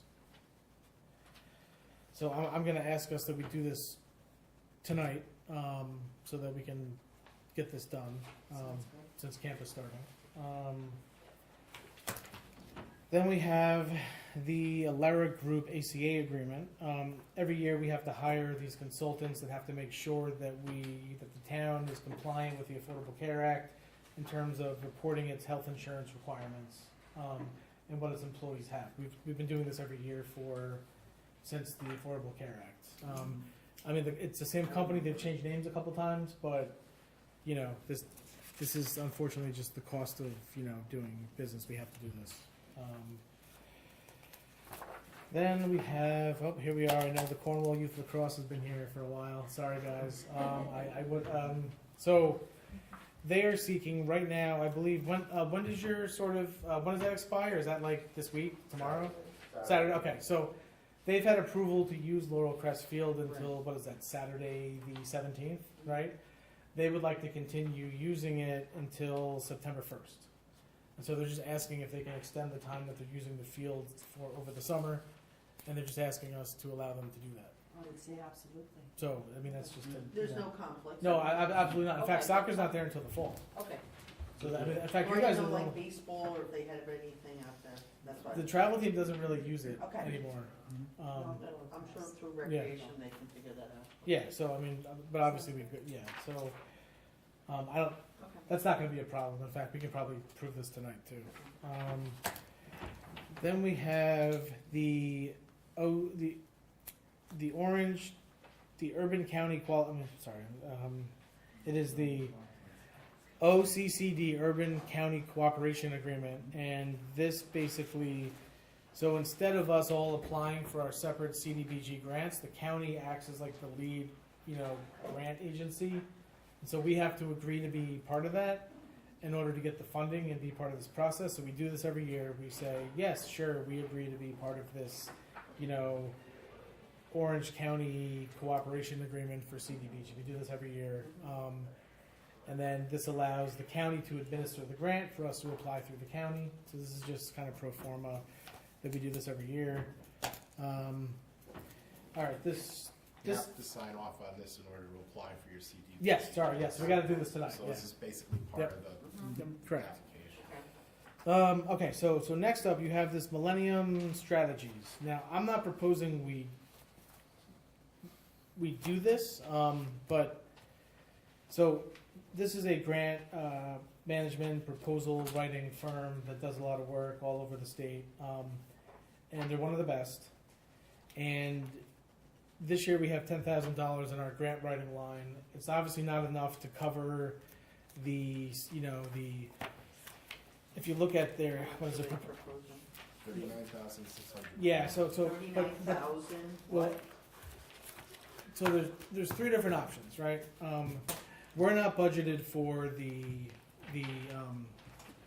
proposal number one. That's having them on retainer.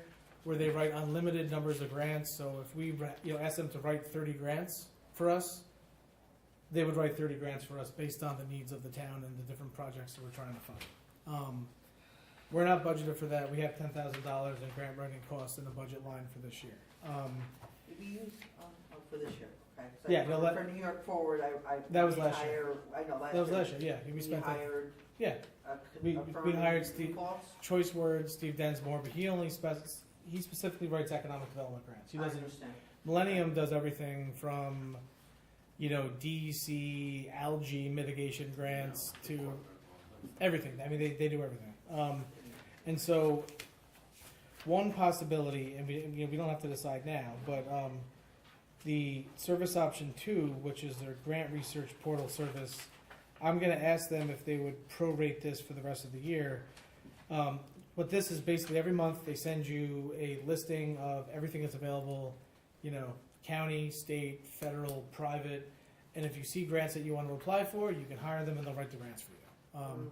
Right now we've got, the town engineer, and they write the engineering grants, right? But they don't do they're not going to write a DEC algae mitigation grant. They're not going to write a grant to get money for your comprehensive plan. They're not going to write different types of. So So what I'm proposing is, and I want to look into this. I want to see what the cost would be for the rest of the year for the grant research portal service, and then I want to also see. And this is a discussion for the fall. I spoke to Tim about this today, and I'm talking to you about it now. The grant consulting service. We've got a lot of infrastructure projects. We probably have $100 million worth of infrastructure projects that have to be done in the town over the next 10, 15 years. I mean, just from sewer to just to sidewalks to drainage to everything. There's no way that we can put that on the taxpayers. So we're going to need to get federal and state grants. And the only way that we're going to be able to get enough sort of funding is to just aggressively go after grants. So what I would propose is for next year, and this is actually cheaper than even hiring have a grant writer on staff, because no one's working for $39,000 as a grant writer, would be that we look at in the fall when we're doing the budgeting. We already have 10. We look at, well, yeah, I mean, maybe we actually look at hiring them and we submit 20 or 30 grants next year for tens of millions of dollars. And if we're even successful on one or two, we will have, paid back that $39,000 tenfold. So. do they take any percentage? I know. No. Any Nope, it's a- percentage of the award? Nope. Not what I meant. It's a retainer fee. Okay. Retainer fee and, Because I know some grant writers, that's what they do. yeah, that's what I was looking for. Okay. Yeah, no, I mean, you're not really supposed. It's not really ethical to do that. You're not supposed to do that. So, this would just be a flat retainer fee. They would write unlimited grants. We could just literally apply for everything that comes out. Okay, so this is I see 4,800, and then on an hourly basis of $150 an hour. That's How separate. about the last payment? If you go with the grant consulting service, it's just a flat, $3,300 a month, and you would get the grant research portal. Plus, they would write unlimited grants for you. So if we wrote 10 grants for the year, it would still cost $3,300 a month. If they wrote 20 grants for us, it would still cost $3,300 a month. So, Josh, Is this Yeah. yearly? And so yes. So if I'm not. Yeah. So this is something to consider when we're doing the budgeting for the. I'm just pointing it out. Okay. I'm gonna look at the grant research portal for this year to see if they would come down in price for the remainder of the year, and then we'll consider this. I think in the fall. And look, there may be other options too. Maybe there's other services. And we could get a couple different. You did say this is one of the best. They are probably the best. Okay, so Yeah. why don't we look for something else? So, well, just to have a comparison. So we're revisiting this later in the fall? Yeah. So Tell me. we'll revisit the $3,300 a month for the budget in the fall. The grant writing portal, I'm going to look at to see if they'll come down in price. Okay. To see if they would do that. We already have $10,000, and we're now halfway through the year, and we haven't spent any of it. So.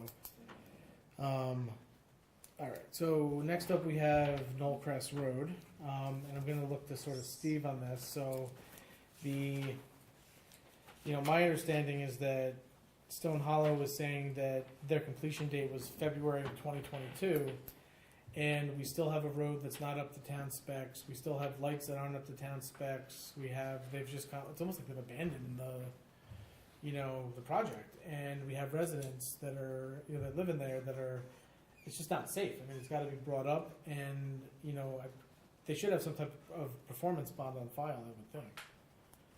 They should certainly have They a do. Yeah. performance bond on I file. think they do. So I think what we need to do is send them a letter saying that we're in, they have X amount of time to make progress on this, or we're calling in the. Well, what I'd like to do, Josh, if Yeah. it's all right with you, Sure. is I'll consult with the building department. Okay. If it's a matter of calling a bond, I'll report back to the board as to what the terms of the bond are, what needs to be done to call it, and if it's appropriate to call the bond. If it's appropriate to have the building inspector commence property maintenance proceedings against them, then I'll That includes the road too. No, the road would be under the bond. I'm Okay. talking about the grass Yeah, and the yeah. finished The areas. grass is very Then, tall. well, that probably wouldn't be covered by a bond, you see, so we may need to talk to the building department. But Okay. I'll get back to the board with a report and a memo on it, and probably next week we can take it up. and Okay. We can decide how to go forward on this. Okay. I did notice that Maria has written that the grass at the front is very tall, a foot tall, and it's almost like, fire hazard. Yes, Yeah, she's she's here, actually yes, here. yes. Yeah, Mariah. Right, She's been very there's an helpful with update this. for us. Yes. They moved it, Oh, they moved it, okay, thank God. and now it's all brown because they're not watering. It's what, it's lying on the ground. But, How's the drainage on? No problem. And then she also mentioned the former medical building on 9W having really tall grass. Actually, I checked with the code enforcement officer while I was sitting here, and he said that he's already been in touch with them about it. So that should be taken care of. But yeah, no, I mean, thank you for being vigilant on this. I know it's, look, I mean, we've also got the streetlight project that we're doing too, and we cannot do anything with those lights. We can't even acquire them because they're not up to. Right. So it's just something else we're gonna have to. Okay, so next up we have, that was Knoll Crest, we have the 12th annual Storm King Run. So we've got, they are asking for it's August 27th. They've got a complete application. They're obviously gonna, typical stuff here, road closures, they've got insurance, We have one here for the fishing derby. Fishing derby. Yes. for some reason. oh, yeah, no, yeah, Correct date. yeah, we gotta change the date, so we're gonna come back to that. Oh, Yeah, sorry, I think that's on I think because we're just making a change, that's on the special meeting. Yeah, so look, obviously, we're gonna look to, we'll do this at next week's meeting, but we're just, letting the board know about the Storm King, run. We've also got, surveillance cameras. So obviously, I think, many of us have seen, there's been a, a certain amount of graffiti on town, properties of, the town historian not town historian, the historical society building. Yeah, in fact, there's been some graffiti. Vandalized. Yeah, it's been vandalized. I think they vandalized the Little League buildings, right? And so some of our properties have cameras, some don't. And so, but the historical society, I don't believe they do currently on that building. And so, this is kind of a question now. Does the board want to get into putting surveillance over as many properties as possible? I mean, what do we think we want to do? Because obviously it's like we really can't. Not really much we can do. I mean, in terms of May I stopping. ask what's the frequency of this whole thing? I mean- has it happened like once every 10 years? No, we've got kids that are tagging our buildings like No. every month. we had break-ins in the Little League buildings and vandalizing. We had someone just Had stuff. tag the building yesterday. Have we talked to Buildings and Grounds, and Tommy, and to see, maybe there's a possibility of seeing something that's not expensive to that you could actually, I know we have like the Ring or something like that you could actually. Well, have. before we go far, I wanted to, before I have them going down that rabbit hole, I mean, not rabbit hole, but I wanted to see the board's opinion on, do we think we should look into surveillance cameras, and then I don't know if are there any legal considerations. What are we allowed to do as far as surveillance cameras? As far as the exterior, you can put surveillance cameras up. The issue with surveillance cameras is always monitoring them or taping them and then replaying what you see. Because if you record something and you either can't tell what it is, or you can't make out sufficiently who it is, it really doesn't do you that much good, because you already know your property's been tagged or vandalized or whatever. It's to have that on there so that you can, bring it home to the culprits. It's a lot of technology that you got to look into in order to get it right. We could also, before we invest in purchasing cameras and doing all the work, could also give a very gentle, delicate warnings to the public via media, and that these are the steps we're going to be taking, and please, if there are kids doing it, they may just not do it anymore.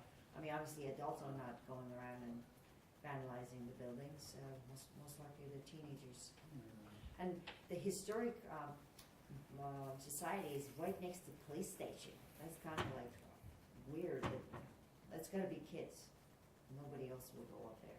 Yeah, but I mean, I guess here's the other thing, Is right? it in the back of the building? Is that where it's happening? So no one can really see, including the police. I mean, You're not going to have a view of that. The only other reason to have surveillance in certain areas is if you have insurance claims, you can go back as well, and you can be like, well, you said this happened. Well, no, it didn't happen, right? Or if you have theft, like I know out at the highway, we've had theft. We've had actually equipment and tools stolen out of the highway garage, and I don't believe we had cameras out there when that happened. So you're it's like you're losing an $8,000 piece of equipment, and you have no way to get it back, or you have no way to. So I know there's always some sensitivity around cameras, but I mean a lot of municipalities have them, so they can it's it's deterrence, it's for insurance, it's for. But obviously, I know it's a sensitive subject for people too. Signs would work too. I mean, if you go to Cape Cod, this is about littering. They say $20,000 fine, up to $20,000 fine, if you are caught littering the ocean or wherever its site is.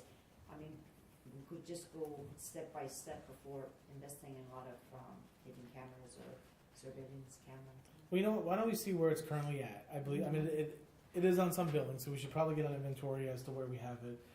We should maybe see what the cost would be. We can certainly, it's free to put out messaging around while we're exploring this, because it's not going to be an overnight thing. We're going to have to this isn't going to be I don't know that the ring is going to serve our needs. That was just that was just a simple thing. Chief, what's Chief, your any thoughts? idea? Yeah. This actually happened, I want to say it was 10 years ago. Mm-hmm. There was a rash of criminal or damaging property in the town park, and the board did put up cameras. Okay.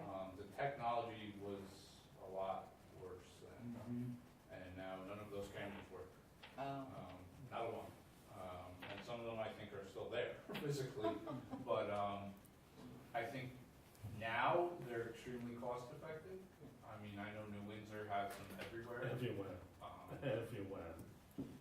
And yeah, I mean, it's just I just got a Ring because it's so cheap and effective now that why wouldn't you have it? I mean, it is true that the frequency of the vandalism. I mean, we could have 3 incidents in a week and then none for 2 years. And then can you recognize the person enough to say that's so and so? It's tough. More often than not, you can't. But again, I think for the price. And I can get with New Windsor IT, or you can reach out to them. I think they did most of New Windsor, and they're talking like $300 a camera. Wi-Fi enabled, cell enabled.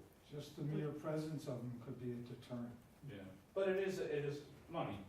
Sure. Yeah. For something that doesn't happen often, but they make. Do they have them in their playgrounds too? I know there's some at Christie Babcock.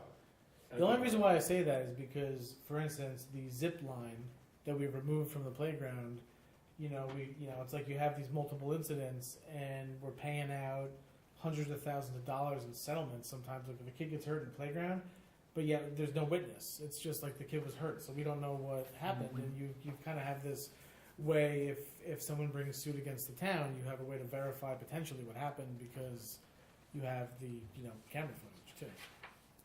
So could we, do we have a data on when was the last time the town or property was vandalized? When Last was week. the last time? Last week. No, I mean, before that. When was the Couple last days time? before that. Like 2 years ago, 4 years ago? No, actually, what was it, last fall, we had the kids that what, graffitied and then ended up, in the Little League, and then they ended Yeah. up what, and then we had to decide if we were gonna, you know, I don't remember that. go, yeah, we had that whole Right. issue, Yeah. yeah. So, no, it's, I know 218 gets a lot of paints, and that's where cameras, that's the village stuff, but, yeah. All right. okay. Yeah, I mean, I think we'll just look, I mean, we'll, you know, Chief and I will Explore talk the options. offline, we'll get pricing and we'll, I didn't know that we had them all over the place. I mean, but I imagine they were what, big cameras like this that were Yeah, like, they're like both- shoebox size. yeah, Um, yeah. Yeah, of course. All right, next up we have personnel resignations from the youth committee. So what's happened is, we actually have Susan Ryan. She's resigning. She's now the COH PTO vice president, and she just has too much to do. So she is resigning. And then Tom Frombach, he is also resigning as well. But I believe we have, I Yeah. was gonna say, please do not read the reasons because they're personal. yeah, sure, okay, yep. Nope, just This that was for their they're board. just not able to serve anymore in the committees. So, all right, so we have that. All right, public There's comment. three people, so. Yeah, 3 people. Yeah. But thank them for, Oh, absolutely. Yeah. thank them for Yeah. their Yes, service. absolutely. No, I think the youth committee, like many of the new committees, they've done a lot of good work. And they've done a lot of, you And know. it's a lot involved, so Oh, it it's a is. big commitment. It is. So it's huge. Is there any public comment before I move into the special meeting? No? Okay. All right, let me pull this up really quickly. All right, so first up, I've got the resolution, proposed local law for police regulations, employment outside the department. Whereas the town board has before it, for consideration, a local law entitled, a local law to amend chapter 41, police regulations, article 3, duties of members of police department, section 41-20, rule 3.12, employment outside of department, to allow part-time police officers employed by the town to accept additional employment with the police departments of other municipalities. Whereas the following do notice the town board held a public hearing on the proposed local law. Now therefore be resolved that the town board hereby adopts the above local law, which said local law shall be effective upon publication, posting and filing in the office of the Secretary of Albany. Can I get a motion to approve? So moved. Second. Ms. Scott? Yes. Mr. Venus? Yes. Mr. McCarty? Yes. Ms. Michael Rossi? Yes. Supervisor Yagowski? Yes. All right, so next up I have, Josh, if I may, I'm sorry. oh yeah, The next three resolutions are resolutions setting the public hearings in regard to Shore Road, Firth Cliff Heights, and Beaver Dam Lake. I've got the zoning There's thing too. 4 on. The zoning first. Oh, I'm so sorry. Yeah, Go that's ahead, fine, yeah. I apologize. Yeah, we can waive the readings. if you want. That's what I was getting to. Oh, we can waive the readings if the board wants to, yeah. Okay, so next up we have a resolution, proposed local laws, zoning changes, ARR, GC district, and other. This would just be to set the public hearing for July 11th. Right, for all. Yes, well, yes, for all of the zoning changes, yes. No, for No, this is. 2, 3, 4. I've got to do that Tim, separately. This is the. Because it's a for bunch. two. The zoning Yeah, this is local just law. for 2, yes, sorry. Sorry. Whereas the town board of the town of Cornwall has proposed a local law before it entitled, a local law to amend town code chapter 158 entitled zoning, to amend the use tables and revise certain provisions regarding definitions, parking requirements, and lighting. And whereas in order to consider enacting the proposed local law, it must be formally introduced and a public hearing must be scheduled and held upon it. Now therefore be resolved as follows. That the movant of this resolution does hereby introduce in the above proposed local law, that a public hearing on the proposed local law be set for July, yeah, let me just double check, that is July 11th, for Tuesday, July 11th, 2023 at 7:00 PM, and that due notice of the same is directed to be given by publication posting. Can I get a motion to approve? So moved. Second. Ms. Scott? Yes. Mr. Venus? Yes. Mr. McCarty? Yes. Ms. Michaelozzi? Yes. Supervisor Wojciechowski? Yes. Okay, so now I'm gonna, can I get a motion to waive the reading of the resolutions for the Cornwall Sewer District Shore Road wastewater treatment plant improvements, Firth Cliff Heights Sewer District I&I, Beaver Dam Lake Sewer District I&I? So moved. Ms. Scott? Yes. Mr. McGinnis? Yes. Mr. McCarty? Yes. Ms. Michaelozzi? Yes. Supervisor Wojciechowski? Yes. Okay, so, You should pick up at ordered. yeah, ordered that meeting of the Yeah, town board? just be aware there's a little typo then, 2017 is left, and it should just be 2023. Okay, You just do the same thing. okay, ordered that a meeting of the town board of the town be held at the Town Hall, 183 Main Street, Cornwall, New York, on July 11th, 2023, strike out that 2017, at 7 p.m. o'clock p.m. prevailing time, to consider said increase in the amount authorized to be spent for the increase and improvement of facilities of the district, and to hear all persons interested in the subject thereof concerning the same, and for such other action on the part of the town board with relation thereto as may be required by law, and be it further ordered that the town clerk publish at least once in the official newspaper of the town and post on the signboard of the town maintained pursuant to subdivision 6 of section 30 of town law, a notice of such public hearing substantially in the form attached. Here too, as Exhibit A, the first publication thereof, said posting to be not less than 10 days, nor more than 20 days before such date of the public hearing. Can I get a motion to approve? So moved. Second. Ms. Scott? Yes. Mr. McGinnis? Yes. Mr. McCarty? Yes. Ms. Michaelozzi? Yes. Supervisor Wojciechowski? Yes. So the same thing with ordered, okay. Next up, we have the Firth Cliff Heights Sewer District I&I. Ordered that a meeting of the town board of the town be held at the Town Hall, 183 Main Street, Cornwall, New York, on July 11th, 2023, at 7 p.m. to consider the said increase and improvement of facilities of the district, and to hear all persons interested in subject thereof concerning the same, and for such other action on the part of the town board with relation thereto as may be required by law, and be it further ordered that the town clerk shall publish at least once in the official newspaper of the town and post on the signboard of the town maintained pursuant to subdivision 6 of section 30 of the town law, a notice of such public hearing substantially in the form attached hereto as Exhibit A. The first publication thereof and said posting to be not less than 10 nor more than 20 days before the date of such public hearing. Can I get a motion to approve? So moved. Second. Ms. Scott? Yes. Mr. McGinnis? Yes. Mr. McCarty? Yes. Ms. Michaelozzi? Yes. Supervisor Wojciechowski? Yes. Okay, so next up we have Beaver Dam Lake Sewer District I&I. Ordered that a meeting of the town board of the town be held at the Town Hall, 183 Main Street, Cornwall, New York, on July 11th, 2023, at 7 p.m. to consider said increase and improvement of facilities of the district, and to hear all persons interested in the subject thereof concerning the same, for such other action on part of the town board with relation thereto as may be required by law, and be it further ordered that the town clerk shall publish at least once in the official newspaper of the town and post on the signboard of the town maintained pursuant to subdivision 6 of section 30 of the town, a notice of such public hearing substantially of the form attached hereto as Exhibit A. The first publication thereof and said posting to be not less than 10 nor more than 20 days before the date of such public hearing. Can I get a motion to approve? So moved. Second. Ms. Scott? Yes. Mr. McGinnis? Yes. Mr. McCarty? Yes. Ms. Michaelozzi? Yes. Supervisor Wojciechowski? Yes. All right, next up we have the resolution on the CVS Plaza traffic light. Whereas there is a traffic light on Quaker Avenue in the town of Cornwall at the intersection of Quaker Avenue and Elm Street, whereas the owners of CVS Pharmacy property are responsible for maintenance and repair of said traffic light, and whereas the said traffic light was damaged by a vehicle owned by Whispering Pines Development Corp., and whereas the town has demanded that the said traffic light be repaired, and whereas the owners of the CVS Pharmacy property and Whispering Pines Development Corp.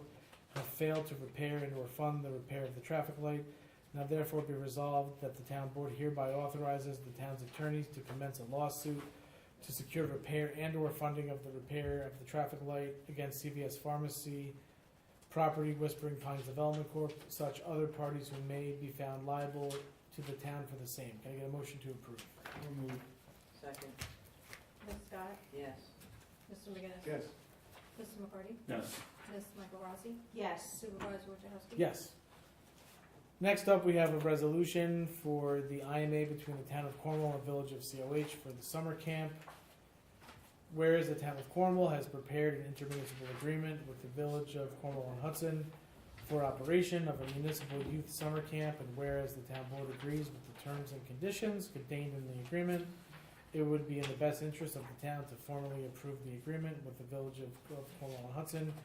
Now therefore be resolved as follows, that the town board hereby approves the annexed agreement for operation of municipal youth summer camp between the town and village, that the town board authorizes the supervisor to execute the agreement on behalf of the town and any documents necessary to secure performance under said agreement.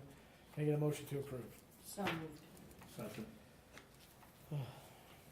Ms. Scott? Yes. Mr. McCarty? Yes. Ms. Michael Rossi? Yes. Supervisor Wojciechowski? Yes, and let me just make note of this, that, you know, the board, you know, even though we're gonna do this later next year, that the board has, you know, mentioned the idea of using ARPA to pay for the Yeah. $15,000. So let me just mention that. Next up, we have the resolution for the Alara Group for the Affordable Care Act agreement.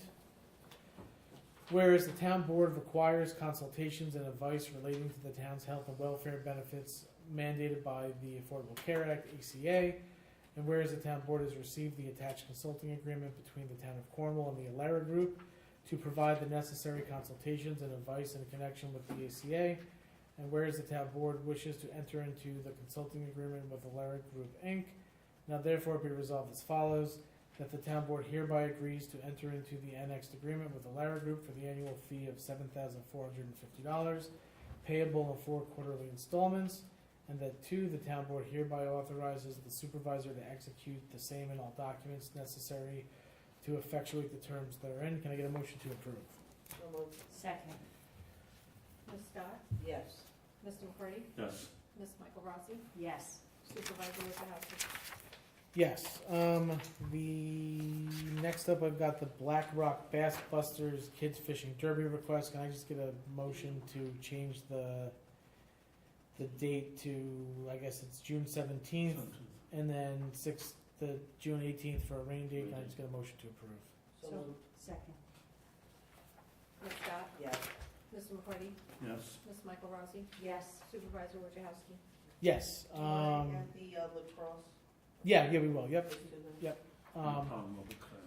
Yeah. Next up, can I get a motion to extend the Cornwall Youth Lacrosse Summer Extension, which would basically cover from this Saturday, the 17th, to September 1st. So moved. Second. Ms. Scott? Yes. Mr. McCarty? Yes. Ms. Michael Rossi? Yes. Supervisor Wojciechowski? Yes. Next up, we have resignations of the youth committee. Make a motion to accept the resignations of Susan Ryan, Tom Fromback. Who's the other one? Rebecca Krasinski. Right. Yeah, sorry, Rebecca Krasinski, which I think was those three. Can I get a motion to approve with regrets? I mean, they definitely did a lot of work for sure. I mean, if we just look at the work they've done from the color run to everything, you know, they're going to be hard to replace. So a motion to accept the resignations. So moved. Second. Ms. Scott? Yes. Mr. McCarty? Yes. Ms. Michael Rossi? Thank you for your work. Yes. Supervisor Wojciechowski? Yes. Next up, I have a motion to accept warrant number 6. So moved. Second. Ms. Scott? Yes. Mr. McCarty? Yes. Ms. Michael Rossi? Yes. Supervisor Wojciechowski? Yes. All right.